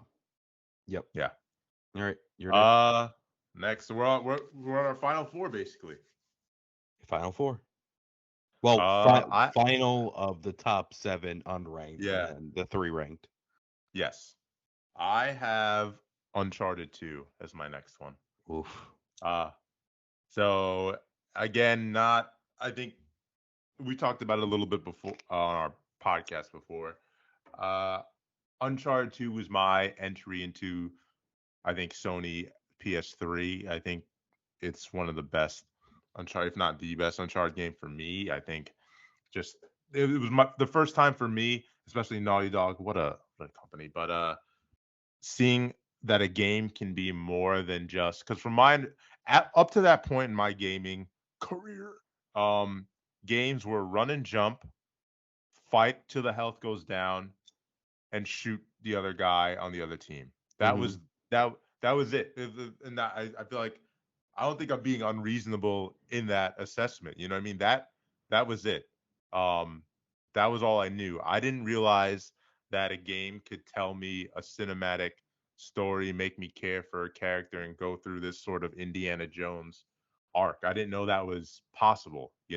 Um, Yeah. so to do that happen, I remember getting it whatever Christmas it was, and just didn't even give it a chance to breathe, man. I played that game from the Christmas weekend we had it to the end and finished it. I and that became the love for the man Nathan Drake. I'm happy I did. Wouldn't change it for the world. I'm glad that I saw whatever review I did. I think at G4 TV, and it made me want to get a PS3, and I got one. I'm glad I got to play it, and yeah, I hope to see more from the franchise. But Uncharted 2, one of my number 4 on my list. So the two things I'll say: PS3, and I think this is the reason why I love this console so much, is that it feels like it changed gaming. Where half of these PlayStation titles, they were cinematic experiences, and I don't even know if we'll talk about them in the honorable mentions and slash remove section because I have other PS3 games on here. Um, but it just changed the game for all of gaming, and like they're movies. You're literally playing through movies now. And Uncharted 2, I've always had this game on my top 10 list.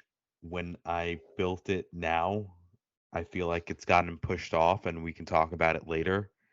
I feel like this game will come up in the honorable mentions kind of. And I feel like it'll be an interesting conversation when we get to that. But Uncharted 2, that was the first Uncharted game that I ever played, and wow. Wow. It Yeah, just me it, too. I didn't play one. This is my first one. uh, this is like where the love of the PS3 came from, because this was like Yeah, one of like maybe the first three games I ever got on the console. it was my first one, man. Yeah, This is what I got. So this, and it's crazy to think that these how that was years ago, man, years ago, and like here we are. We yeah, got a fourth one on PS4. It's crazy. I'm happy that you what a studio Naughty Dog is. yeah. And I feel like it's been so long since I played this game that if I played it right now, I feel like I would jump this game back up into the top 10 list, and I'll find some game to Yeah. to knock it out. I mean that train scene, man. That train scene. Oh yeah, can't can I mean we have I know that they showed it in the movie that had come out in February, but man, that game is just I gotta fantastic. watch that movie. You think it's coming out to HBO Max or something like that I soon? thought it should have been out already. We'll see. We'll see. All right, you're next. Next. You're Oh, next. me. This You're is next. my Yeah, you're last four. game. Yep. So to continue with the trend, I have a feeling that everybody kind of figured out what the last game is. It is Did we? Red. I think you should. Oh my God. Go ahead. It is Red Dead Redemption 2. Wow. Wow. I damn. This isn't. I was expecting this to be in your top three. Nope, my top Wow. three.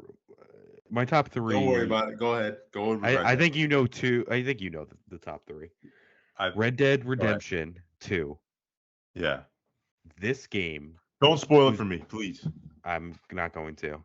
Okay. The most frustrating fucking game of all time because of the way that the your character moves and the gameplay of it, and like the shooting mechanic with the high super all the way to the right slider of aim assist, Hmm. all that shit that holds the game back. And then you have this fucking amazing story, and that's the whole point. Once you get past chapter 2, where even I feel like chapter 1's a little bit of slog, even chapter 2 is really good. I feel like it's a little bit of a slog too, but once you finish chapter 2, oh my god, it doesn't stop. The storyline, the voice acting, it's a fantastic fucking game. And it's one of the best narrative experiences ever created. And I keep trying to push you to I play this know. I game know. I was gonna bring this up. Yeah. because just because of that, and I want to talk to you about it. I know. And I know. we have a mutual friend that we work with. Um, he's not a big. He was always a big multiplayer game, and then he played this game, and I'm pretty sure he teared up at the ending. If you get the good ending, oh my, the game, fantastic game. And then towards the end, whatever happens in the after credits, and that little post game too, and where it leads up to, masterful. and I do want to point out I only played Red Dead Redemption 2. I played a little bit of the first one. Didn't really get too far, but this one, the mini games, the attention to detail, great fucking game. Two things. If this is the same mutual friend that I'm thinking of, I didn't know he was capable of tears. I thought he was only capable of Yeah, anger. it's the sad face look with the Yeah, dry yeah, tears. yeah. That's it. That was just one. Yep. Um, yeah. I mean, I'd say that an analog is just so my game for you is Fire Emblem Three Houses. Your game for me is Red Dead Redemption. I think those Yeah. are that's basically it. Both Yeah. commitments, by the way. Yep. Also, I think I was beating the hammer back in 2018 that God of War was game of the year. God of War was game of the year. I don't think until I actually finished Red Dead Redemption 2 that Yeah, I would flip yeah. on that position because again, masterful. Masterful. Rockstar, man. Rockstar. Rocksteady. I'll Was it Rocksteady? No, no. Rocksteady Rocksteady's Batman, you Batman. Stop making them the same fucking names. no. The Rockstar, yeah. I it's tough because I know it'll be worth it and there's nothing wrong. I just wish in a perfect world I wish I could get a PS5 update and I'd pop it right in, but that's not the real reason holding me back. There's just You're 75 gonna get other. it eventually. Yeah, it's gonna happen. I know it will. Yeah. All right. I'm happy that that game. I didn't expect that game to have such an impact on you. I didn't know, but again, it did. So Red I'm gonna make an effort. Red Dead is borderline 3-4. I think once you figure out what my 3 game is, you'll understand that there's too much nostalgia in that one. All right. Number three. You know what I'm worried about randomly? We're at 2 hours and 49 minutes of this podcast, which may be a minute and 30 less. Uh, I I wonder if there's a Skype cap on recording. I hope not. It still says recording. I'm gonna look at it when we hit the 3 hour mark, which you're going to. This is amazing. Um um, yeah, I don't know what we should do. I don't know if we should put this in 2 podcasts. I I kind of want to be ballsy and put it all at one, but I'm let's just afraid that it's going to be too long for people. Jag will listen to it all. Let's see. We'll see. Yeah, we'll get advice from What was I gonna say? We're on. So we're on three. yeah, we're on 3. Get ready for it. Ready? Cuz this will be It's cut out me. by Ryan. It's it's it's me, right? Yeah. I got Wait. Halo 3. Wait. My Hold on. go ahead. Do you want to cut it now and re-record? No. Well, we're keeping it alive. We're going. We're Okay. going with this. All right. And whether he cuts it out, he'll cut it out. But Halo 3 is my third one. This Figured. my first entry to the franchise on Xbox 360. The amount of hours I spent on this game is unholy. Yeah, it was my first. It was also I think my first, probably one of my first shooters I played because I don't know if I got Call of Duty before that, but this was I wanted to play Halo. Ever seeing someone play Halo 2, so yeah, I did Halo 3. I think it's up there for me just because of story wise with Master Chief.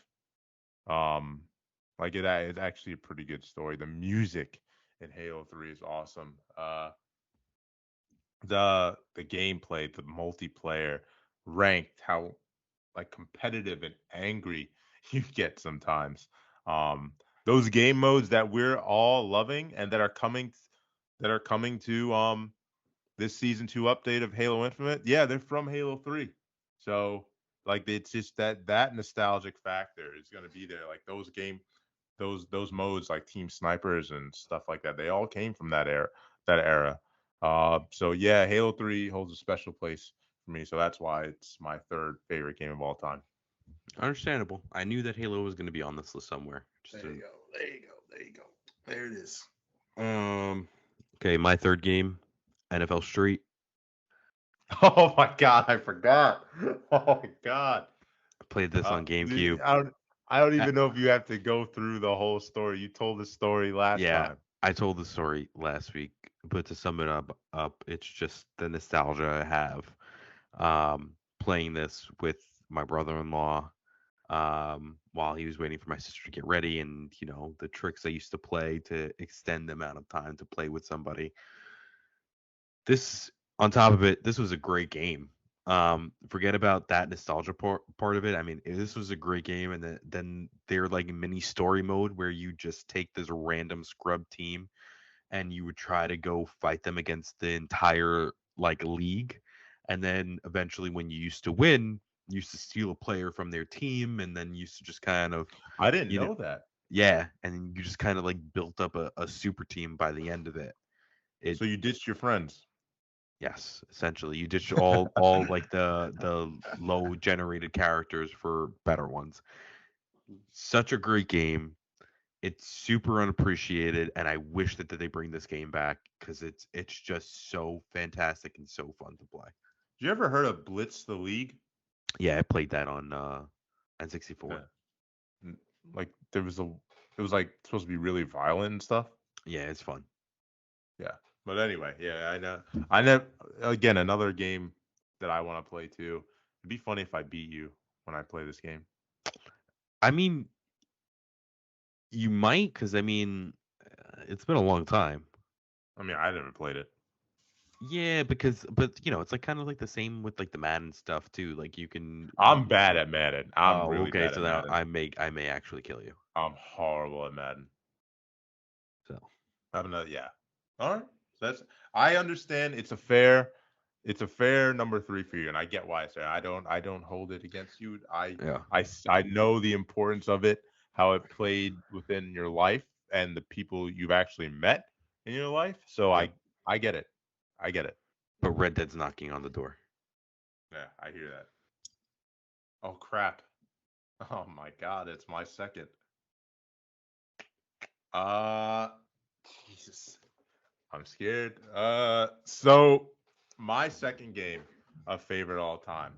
So when I said The Last of Us wasn't on my list, it was I originally planned to put Last of Us 1 and Last of Us 2 sort of like as a together thing, but you can't do that. That's cheating. You cannot. Oh, okay. So Um, I did that for one of my games still rating on this list. So yeah. So I stopped that. I gold and silver I get. Like that's fine. Like that like stuff like that, that's okay. But I took it off. So number two on my list is The Last of Us 2, which may okay, be controversial. very Uh controversial. I it's it's tough because I understand that Last of Us sort of holds like the crown and things like that. But me personally, I really like the updates to what they did for Last of Us 2 gameplay wise, like the story that they tell, building off of Last of Us 1, like the emotional connection. I know people didn't feel it with Abby, but I did.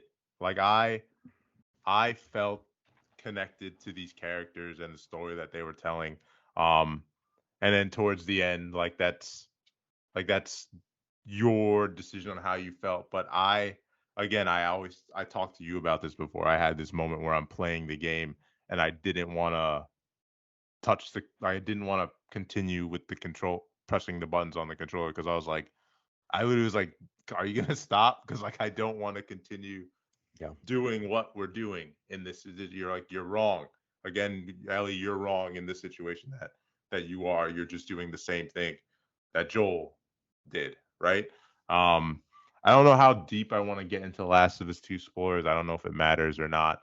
yeah, Um, but whatever, the whole controversy, I'm not going to get too far into it, but the decision they made, maybe with the main character of the last game, Joel, however you felt about that, I always thought it was a lot of bitching and moaning on me personally. I yeah, always thought of it as a this is their story. This is what they decide to tell. You do not have sort of I know you may be connected to it, but you do not have this sort of reason to just like berate directors and things like that, and just say, "Hey, I didn't want this isn't the way it should have. It didn't feel earned."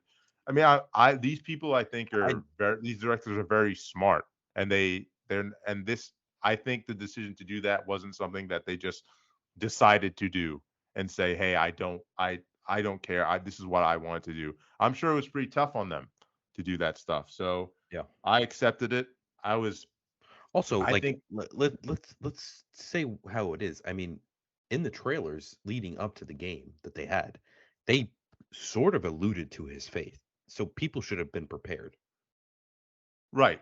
And whether you're not prepared or not, it's just like I didn't think it was throwaway. I think there's no it's hard for me to say, and I can't you can't prove this, and it's talk there's no way, because I think people it's vocal minority and people like to just be angry to be angry sake.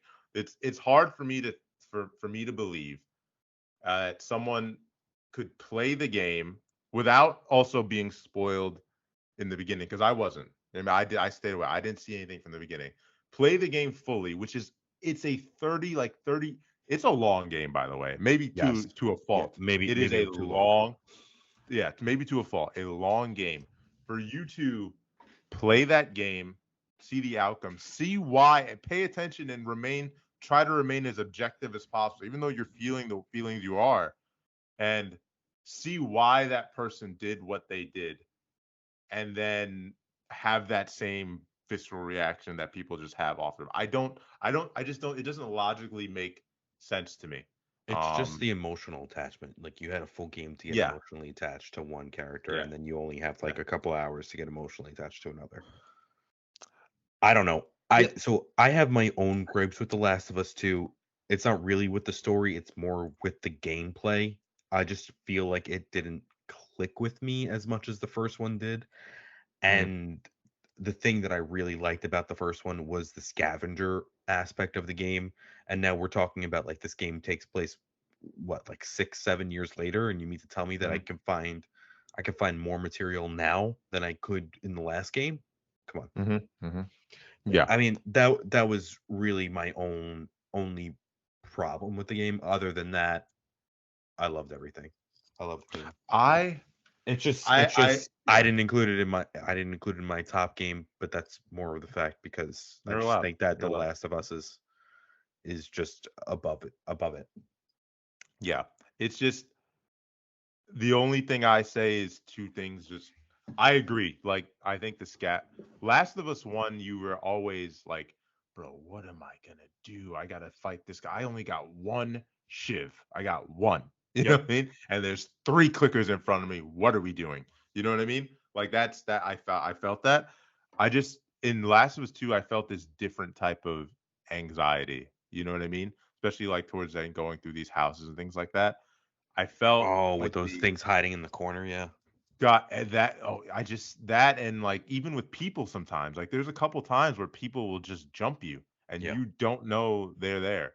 And like I think it's just a different type of horror anxiety I felt while playing this game. Story wise for me, I think it's a there's only for lack of a better term, like in Last of Us One, what is there like 9, 10 maybe characters? You get what I'm saying by that?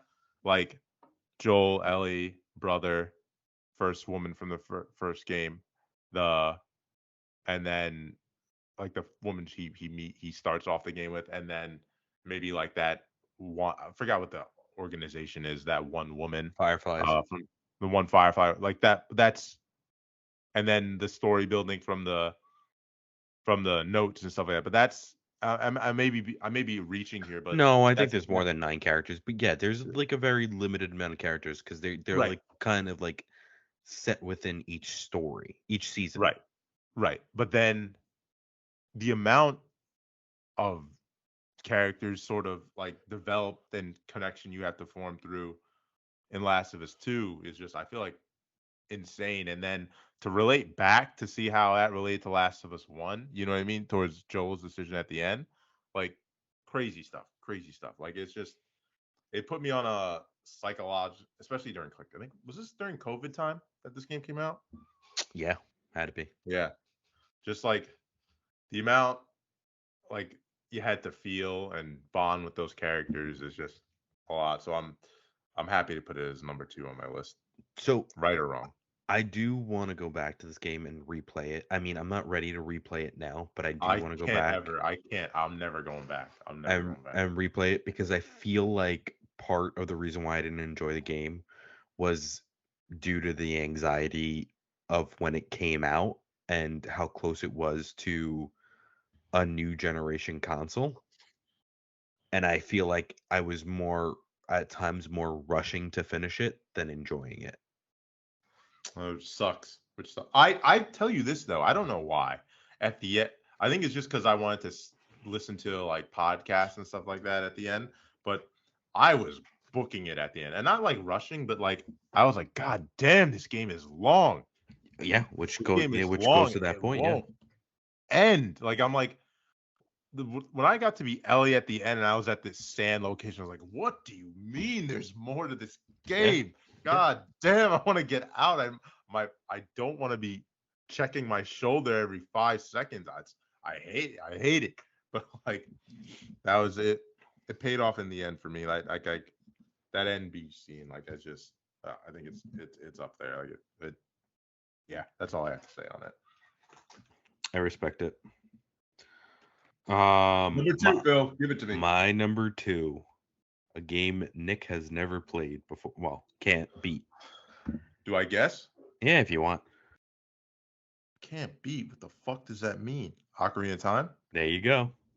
There you go. There you go. Why wasn't it Breath of the Wild? What? Jokes. Why? Why was Because it that Breath of the game's Wild? not good. Jokes. That's why. Jokes. Do you know in this process, I actually looked at best games of all time, and they had the audacity to put Breath of the Wild as number 1. It's because it's up there. I think you're in the minority of not liking it. No, that play the game. I want that's like another I game understand. that I want you to play because I played it. that game is the most overhyped fucking piece of shit game of all time. Come And on, man. What are we doing? yeah, you're right. What are we doing? Save it for another time. No, I just it's a hot take. It's a hot take. You're allowed to have. I just feel like they ruined what made Zelda special.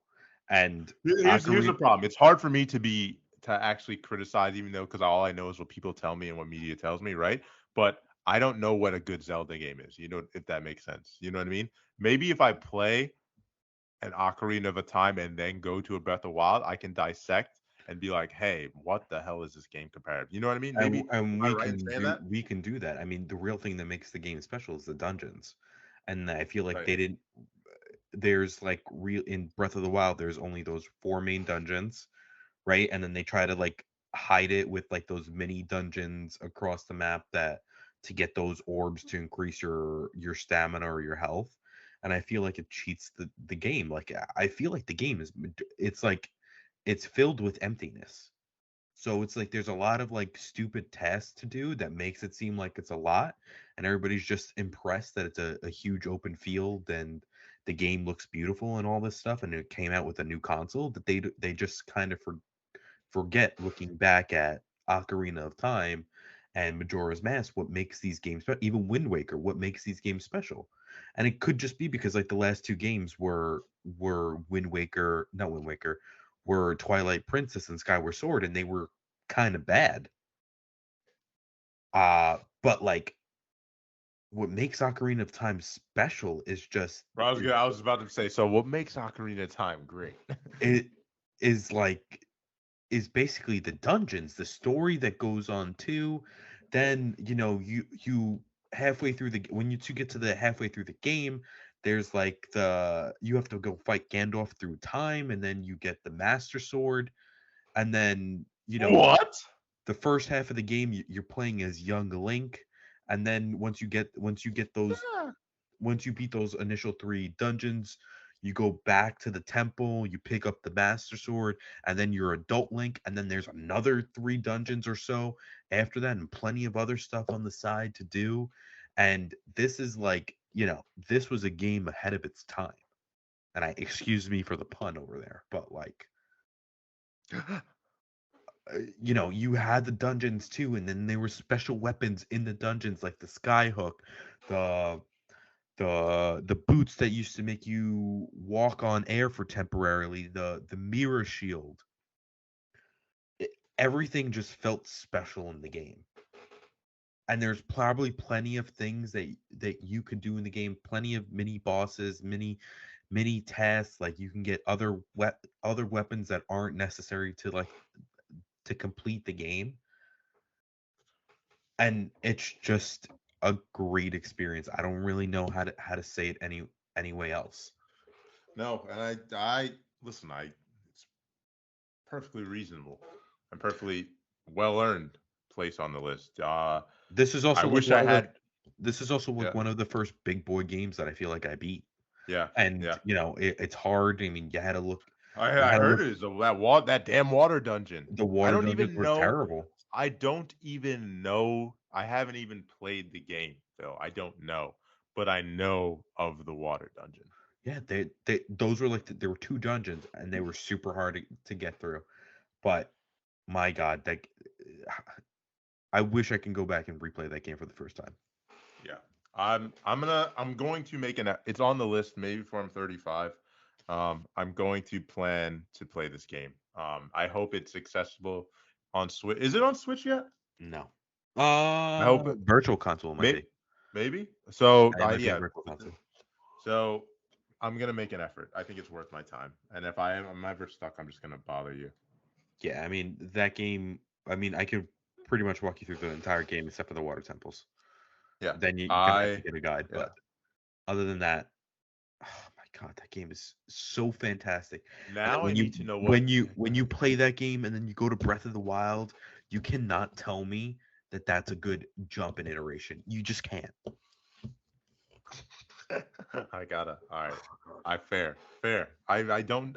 Again, I don't know. I only know what people say. You know what I mean? I only know what people say on in regards to Zelda. Yeah. Um, I need to form my own opinion. All right. So now, I don't. Is it wrong? Is it wrong that I can't? And maybe it's just because it's 2:30 in the morning and I'm exhausted and I have to pee. Um, I don't know what your number one is, but I think I should know. And I think if you say it's going to be obvious, but I don't know what your number one is. Yeah, you should know. I do know what your number one is. There you go. I I wonder if I do know. I think I do know. All right, but my number one is God of War 2018 on PS4. Wow. Yeah, it is. It is. I knew you loved this game. I just didn't realize it was this much. Yeah, I do. I love it a lot. I I had because I it was really a little bit of a redemption arc for me because I played the game earlier on like hard and I hated it, and I just like took it back to normal, and then yeah, man, I just there's for someone who didn't play like God of War 1 or 2, I played 3 and then I think I played the PSP games too. Um but to see the character transformation like we talked about before the father son of Kratos and then him getting like how it relates back that moment of him relating back to getting his I don't want to spoil whether or not, but like relating back to the old games because this is a reimagining of the game, but somehow now you never knew that it tied back to the old games. You know what I mean? Yeah. Um, having that moment now, just the music, the chanting of it, like the God we didn't talk about this before. That axe throwing, how that thing feels coming back to you, like Yep. it's um and then obviously the twist at the end, like amazing. Um, the one thing I forgot to mention is just the setup of it. The epicness is just when you beat that game and you realize I don't know if I didn't go home. I didn't go home. Like I didn't for 4 or 5 days. I did not go home. I put the game down. I was like, this is one of my best games I ever played ever. I'm enthralled. And I was like, I put the game, shut off my console. I listened to a podcast, and then someone told me I didn't go home. They didn't go home yet, and I was like, "What do you?"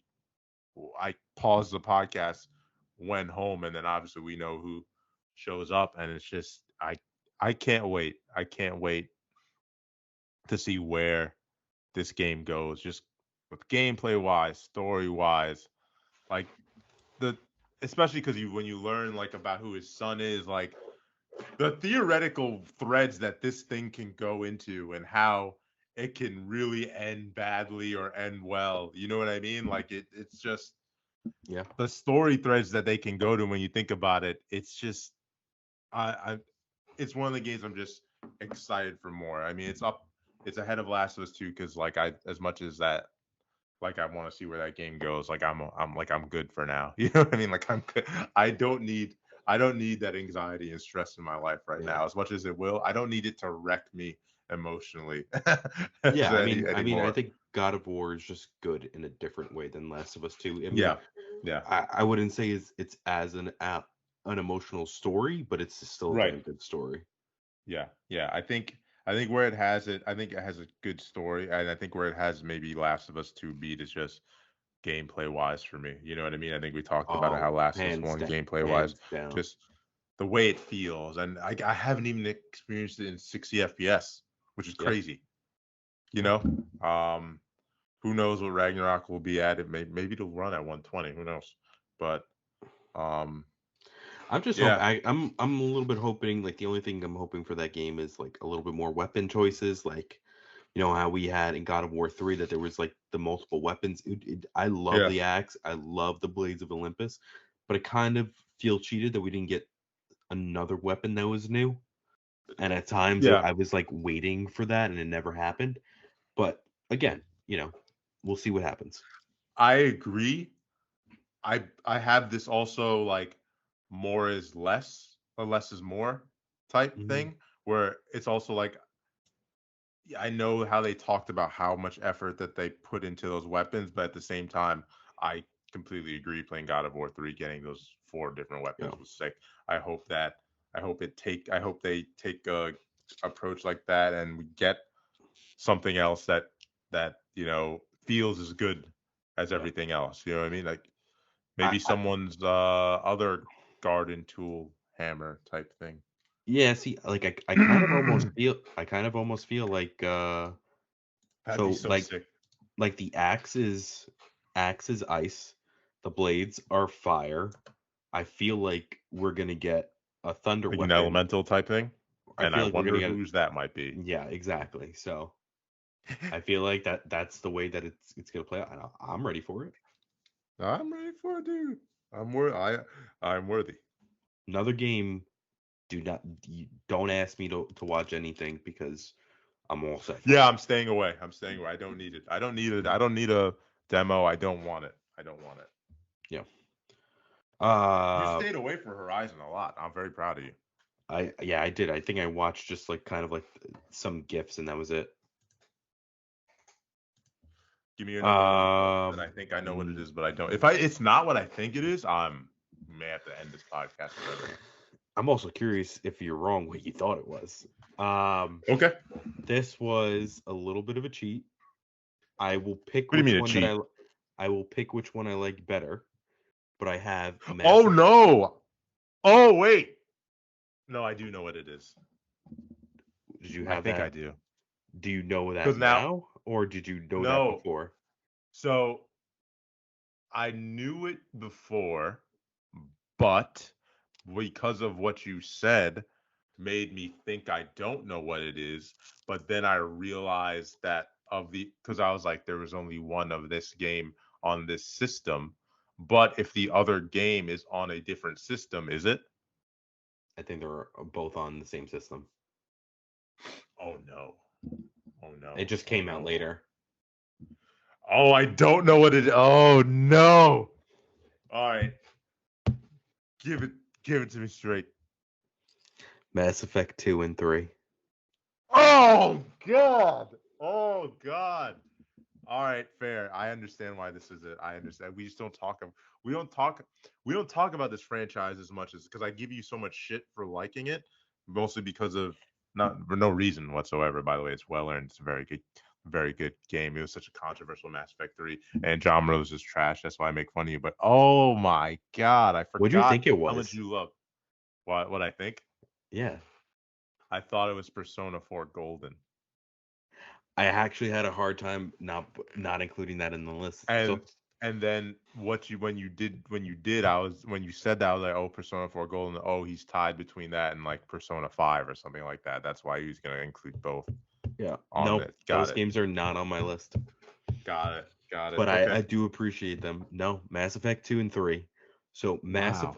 I combine these two games because I just feel like they're a continuing story. And I feel like what makes Mass Effect 3 is almost a perfect game outside of that bullshit ending. Yeah. And that's why I want to give it its props because of the decisions that you have to make between Mass Effect 2, Mass Effect 3, and how like the decisions that you make in one game affects what you make in the next game. It, I don't know how BioWare pulled it off, but it just works. The gameplay works. That weird third person shooter type gameplay works. The abilities work, kind of going around and doing these side missions to recruit more people. So to the cause, it just works. The game works. How basically two comes out, and I feel like they rewrote two because they realized that a lot of people were not playing one because it was stuck on the Xbox console, and they basically just kind of like almost started fresh for the PlayStation players. That game will always go down in down, and I will always remember good memories of it. It's the first game that made me cry based on certain Wow. actions that I had to take and the consequences of it. It really, like we talked about the Last of Us, how that had an emotional effect. This one had it too, and it just seemed like it it had like this galactic feeling because something like you basically you can commit genocide in the game just from some of the actions that you take. And Yeah. Right. Yeah. just leading up to that, where we go and the destruction of the mass relays, um my god, those two games are together just make a perfect game, and I really can't separate them. If I had to choose, I'm going to choose Mass Effect 2 only because it's just solid from beginning to end. But that I I don't even know, like that's a game I buy the collection. I would love to replay it again. I just can't. I just don't feel like I can make that emotional commitment to play that game again because I Wow. just want to remember the good times of it, and it kills me that Mass Effect Andromeda was shit, and that we're probably gonna get another shit iteration again, and that it's gonna ultimately be canceled forever. That's Yeah. like one of my biggest fears because this franchise i- is amazing. Yeah. I mean, I know. I suck. I never want to be right like about those things. Like you could tell that Andromeda wasn't in a quote unquote good place, right? And you wanted to succeed. You don't no one ever want, but I knew something was wrong. I've never had a connection to the franchise mostly because that by the time I played that, I think I was a little bit young in my gaming maturity to understand the choices and stuff and connecting and realizing you have to pay attention and choices matter.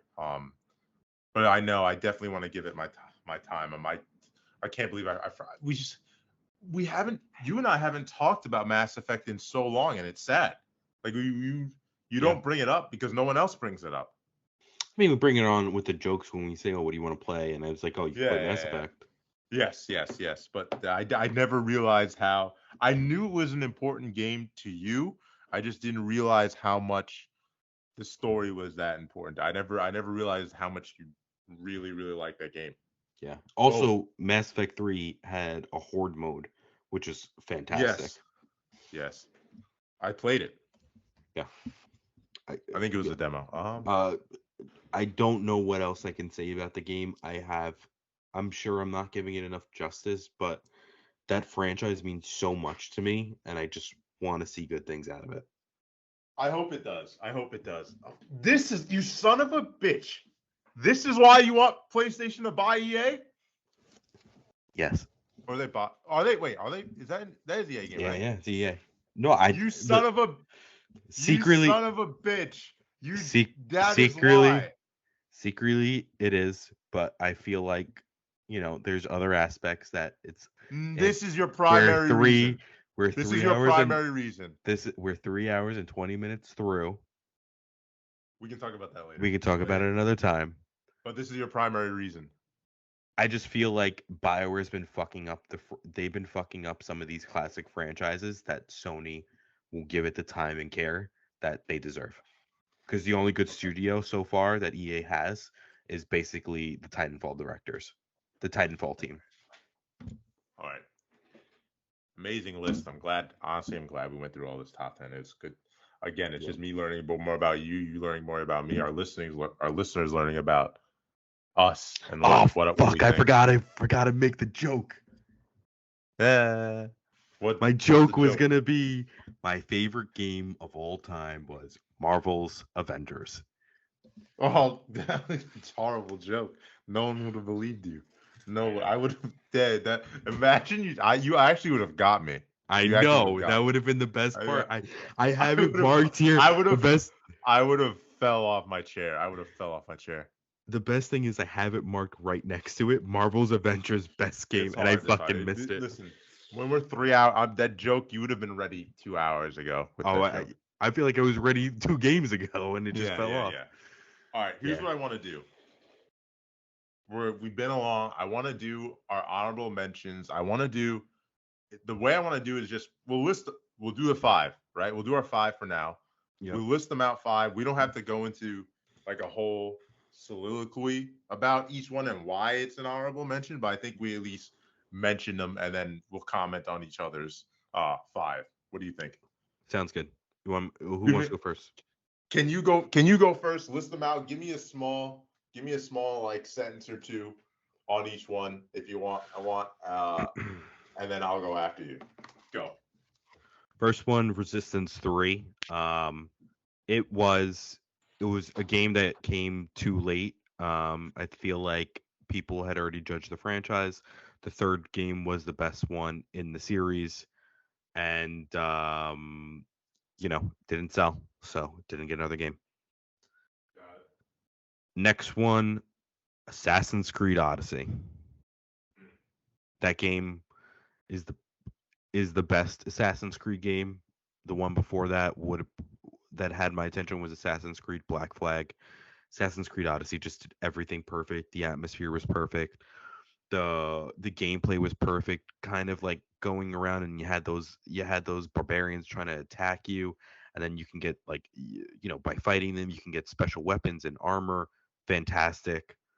Um, the other one, Destiny 1. The amount of time that I put into that Oh my game, god. I forgot. How could I? Go ahead. the amount of time that I put into that game, with kind of just finding people online, connecting with them, trying to go through raids for the first time. Great experience. I've tried to get my friends into it, but nobody bite wanted to put the commitment. That game, that Yeah. game along with Call of Duty, Bungie that the shooting just feels different in that game. The weapons all feel great. Destiny 1, fantastic. Mm-hmm. This one's a little controversial, especially for what game I put it over. We're on is this four? Yes. Yes. Resistance is AC Odyssey, Destiny 1, your fourth one. Go ahead. Let me find out what the exact name. The exact name. Yep. The honorable Well, mention. Tomb Raider, Shadow, Okay. It's not Sha- controversial. Shadow of the Tomb Raider. I have it over Uncharted. You're allowed. Uncharted 2, great game. Uncharted 4, also a great game. I just feel Shadow of the Tomb Raider at the time, I don't know, I don't know if it was the perfect trifecta, but this game hit. It made me play a game on the Xbox. I played this game on Xbox. I didn't play this on PlayStation. I played this game on the Xbox with like that controller, and I was hooked. This game the crafting of it. I just feel like they learned everything from Uncharted and everything that Uncharted had done, and they did it perfectly. I love Lara Croft. I think it was well acted. I love the story. I love the bow and arrow. The weapons feel good. The crafting system feels good. Tomb Raider, Shadow of the Tomb Raider is my favorite. And the last one, Mega Man Battle Network. Wow. Um, God. I love this game. I feel like I couldn't really choose which one. I guess if I had to choose, it'd probably been one of the 5 ones, probably the Proto Man one, where you can cross fuse and you can get other you can cross fuse into the other navies, going around playing this game, battling across that grid system, doing the program advances. Super cool, super fun. Great game. Yeah. Was there just a comment on those? Resistance. I wish I wish I played them more often. I think I had. It may have been three. I may have had it, and I just didn't. I wasn't good at shooters at the time, or something like that, or maybe it just didn't click with me because their weapons were a little bit weird. Yeah. I wish. I hope. I would hope Fun. to see. Go ahead, finish. No, I hope to see a PS5 version Yeah, of it. Resistance. I really do hope that it's on the PlayStation Plus system and that it gets the love that it deserves. Yeah. But fun Uh. fact, Saul played that game with the move because Oh. that was like Yeah. that was like the pinnacle game that came out to like sell that It had equipment. that gun thing. Yes, I I don't. think it was pretty good from what I understand. I know, but a 20-hour game, you got to stand up and shoot Yeah. with the thing. Hey man, war is hell. It was a cool concept, but I think that kind of ruined his vibe with playing with the game. But I, Yeah. I one of my favorite franchises. I just feel like everything that they've learned, they can bring that game back better than ever. Yeah. Odyssey. I didn't give it a fair shot. Maybe one day I will. There's nothing wrong with the game. It's just me. Um, Destiny 1, I played with you, I think a decent amount, but not a lot.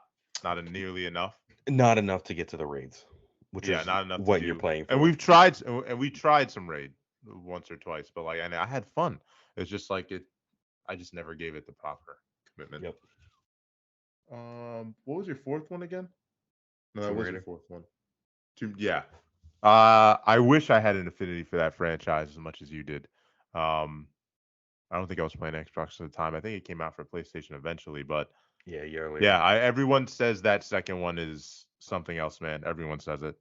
Uh, it's they didn't do too well with the third one, right? No, because the team that made the third one was a different team that made the second one, so it felt different. This It this sucks. is this is the Marvel's Avengers team that made this game. What are the odds you get in a fourth one?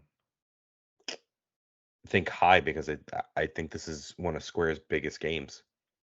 Yeah, they're they should. I would hope to see it again and give me a give me a remaster, 60 frames, FPS, 4K on PS5. I'll play all three. Mm, I wouldn't doubt that you're not going to get it. I, I use it. It's funny because these companies could basically use remasters as a test bed. You know what I mean? Is there interest? Yeah. Buy the games again. We'll sell them to you for 60 frames per second. Then when the next console comes out, we'll sell them to you at 90 frames a second. Never ending Yep, yep, process. yep. Yep. And your last one. I wish I never played the Battle Network games, man. I used to see them like this kid on the playground used to have them. But I didn't realize there's a lot. Is there not? There's about 6 of them. Yeah, there's. I was looking it up. There's six. And so, I think on Game Boy Advance, it's crazy that they had this many. Like, did Yeah, you and play all of them? I played 3. I don't know if I played 4. I How played different were they? 5 and I played I mean it was just a new story.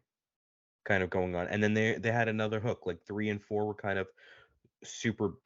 of more of the basic ones with the chips, and then 5 and 6 had like the cross souls, and then the different types of like merging that he had. Then 6 was like the beast mode. And there was like, I think after like 4, there was pretty much, after maybe 3, there was 2 iterations of each game. Yeah, I saw it. There's like blue and white and things like that. They really capitalized, huh? Yeah, and they were like definitely like they were like, so for 5, I think there was like Huh, the Blue Proto Moon, Man. Red Sun. Yeah, so like for the Proto Man version, there was the Proto Man, and then there was like 5 cross souls that you can get, and then in the other game there was 5 different cross souls that you can get. So Team Colonel. yep. That's funny. Wow. I'm gonna find a way to play these games because I really want to see what I missed out on. Yeah, they're really fun. One of my favorite games, especially one of my favorite games to play in the car when we used to go travel. All right, here we go. My honorable mentions. I'm gonna keep it short, Wait, quick, sweet. really quick, Nick, What? really quick. All No right. No Mario game on my list. Just want to point that out. Yeah, you're a weirdo. No, it's all right. I left out Last of Us 1. That is crazy. No, it's fair. It's fair. If you had put Mario 64, I don't It would have been I don't like that. Sunshine, Yeah, but I agree. I don't know what to cut out. Yeah. Honorable mentions. You ready? It's in no particular order. No release date. No nothing. I could change the order up. It doesn't matter. I'm putting Fire Emblem Three Houses on this list. Figured. It needs to. It needs to. It.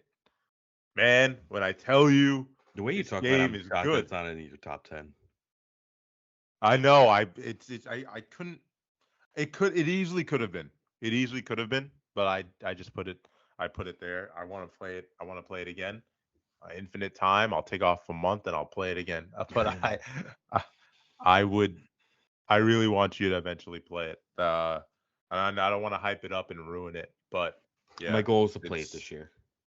I think, and yeah, it's just what a game. It's just again the voice acting, the story building, the gameplay, like the music, like the twists and turns, man. It's just I never thought I'd really like the game that as much as I did, especially when I was hearing reviews about from the people in our circle that we used to listen to a lot. They were as high on it. They were talking a little bit down on it, but when Hmm. I played it for my own opinion about it, I was like, this is it, this is it, and to have Ryan too get into it as well, like just to have someone else to talk to about it and learn what he did and the path he did with his house, like it was awesome. So again, shout out to that game. Uh, my second one is Dragon Ball Z Budokai 3. I had to put it. You knew I I'm had to put shocked that that one you also didn't was out of top 10. there was no Dragon Ball. You think there'd be a list with no Dragon Ball Z game on this list? Get the hell out of here. You know who I am? There's Budokai. I put Budokai 3 in there because I think it's the most developed of the games out there. The latest one, the most transformations, the most better graphics, amount of story, and they had a bunch of what. That was a time there'd be a lot of what if scenarios in where things didn't really happen in the Dragon Ball world, but in the game they'd like, what if this character met this character first? And it was just, yeah, I used to love that. I kind of, you'd played Budokai games before, right? Yeah, but I never owned them. I just played them with Yeah, yeah. friends. Yeah, we're popping that in the PS2 at some point. I I got wonder. Pokemon Root. Yeah, go ahead. I wonder if it's in the PlayStation Plus collection. There's something weird about this is real nerd culture stuff. There's something about the Budokai series that there was the guy who made the original music for the game, uh, which is fire, by the way. Apparently, ripped it off from something else so that that game can no longer be presented as is. And so when they actually made a remake, an HD remake of Budokai 1 and 3, they had to change the music, which sucked because it's not as good as the old one. So Mm. probably not. Fun fact for you. My third game on there, yeah, third game is Pokemon Ruby and Sapphire. I know I feel like it's weird to have two Pokemon games on my list, but I did. Uh, so I put Ruby and Sapphire in there just because. What a I think on maybe not underrated, but a very good GBA version. For introducing a whole new set of Pokemon. I had a lot of fun. Played a lot of it on the schoolyard. Also, I think all the Uh, starters are amazing in that game. I don't think you can pick they a are wrong good. starter. Yep. Yep. Yeah. I agree. Shout out Mokito. Uh, uh, I then have, believe it or not, Ghost of Tsushima on this list. That was on my first game on my removed Yeah. list. Yeah. It's an honorable mention for me. I didn't just yeah, man. Again. It came at another time. It's funny because a lot of these games, when I think about it, are COVID games. Like three of them are like COVID, for lack of a better term, times that came out during the pandemic, and Hmm. times I got to play a game consistently without a lot of interruption. Yep. Um, yeah, the I think Ghost of Tsushima is a great game. Looking forward to the next one. I didn't expect the game that was just uh seemed to be a quote unquote a sucker punch game that was more used to be a hero game for me to connect with that character and his family and their values and things like that and see them struggle with that and then also just have fun being a badass samurai. I think it's a great game. And then last on my list, I can't believe I didn't have it on before or maybe didn't mention it before, but I'm putting we kind of did in our news story, but I'm putting Call of Duty Modern Warfare 2 on there Interesting. as honorable mention just because that was I played Call of Duty 4, Modern Warfare 1 and I could not get into it. I was just by myself. But the amount of hours I probably played in Modern Warfare 2, one of my favorite multiplayer games, again with the group. I know I'm kind of blasphemous putting it over Black Ops and stuff, but I am. No. And those that is my honorable mentions. That is them. And that what a I want to let you podcast. know, I think we only had two games that kind of like coincided, which was Pokemon Mhm. Silver and God of War. Mhm. And I guess Mhm. however you want to take, if you want to consider Last of Us. Yeah. I know I'm not surprised, but it's kind of nice. We didn't Yeah. have a lot of crossover. It's crazy when you think about it. Yeah. Yeah. I mean, and then there's other games too. Like I'm gonna go down the list real quick. Games that I removed: Sunshine, I removed; DK 60, Donkey Kong 64, Yeah. Horizon, Super Mario Baseball, Burnout Revenge, Guitar Hero, Prince of Persia: Two Thrones, and a big one that I'm actually shocked that was not on your list: Heavy Rain.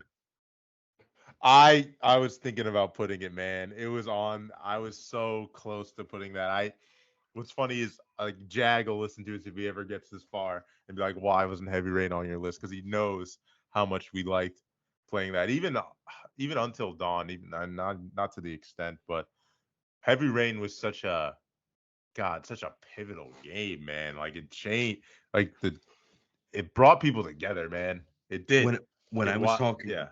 when I was talking earlier about like the PS3 just making these great games, this was the game I was Hmm. thinking about, and I wanted to put it on the list. I probably, if I thought about it a little bit more, I probably could have moved it into honorable mention. But that game was Yeah. great, What a masterful. yeah. I yeah, just so good. Yeah. Anything else you got on that you had kicked off? No, that's pretty much it. I mean, can't really think of anything else. I guess Persona, but Yeah. Well, there. Oh yeah, man. No Persona 4 Golden, huh? yep, tough. Wow. That's it's. Was it on the list at all? Not really. I'm trying to like trying Wow. to find my other two lists that I had that I had kicked off some other games. Yeah, the only other one I had was maybe Devil May Cry 3 and Rise Son of Rome. Yeah, that's really it. I don't really have anything else. All right. Well, it's been 3 hours and 40 minutes. Thank you so much for sticking with us this long. Who knows? But how this will go out, I don't know. But we're gonna have to do some revising and thinking about how we do it. But I like this. I as much as it's been, I don't think it can be this way a lot. But I this was a great conversation today. I think someone got through a drive from here to Ocean City and still has us on. That's all. That's all. That's all I'm saying. But yeah, man. Multiple I gyms. think This will keep you going for multiple gyms. Your whole gym yeah, session this you're whole week. yeah, you're gonna have a great cardio session with this one. Yeah, I think that it was a great conversation today. I think yeah, we'll see how it goes. But I thanks for listening. Thank you, Phil, for sharing this list and taking the 4 hours of your time to record this podcast together. Oh, You can follow. I don't know if you have anything else, but you can just a plug. I want to make sure I get this in because you're supposed to always get this in. Let's plug our social medias. Uh, Never Not Boring. We're on Instagram, YouTube, TikTok, Twitter. We're planning on this should be out. It should be on Spotify, Apple Podcasts, anywhere else other podcasts are. Um, our Twitters, if you want to follow us personally, is I'm Nick the Game, Triple H1, and Phil underscore Luca, the Captain Prosciutto himself. Anything else I'm missing, Phil? no, I think that's pretty much it. I hope you guys enjoy. I mean, we look forward to hearing. Nick, actually, do we have a place where they can write in? When this Yep. podcast is up, there'll be a Never Not Boring fans Gmail account that you can send in questions to, concerns, comments, make fun of our top 10 list. And yeah, expect that. Thanks, guys. Ryan, make sure that you edit out all the us talking to each other when we don't really need to. So just make that as a note. All right. All right, guys. Thanks for listening. Bye. Thanks, guys.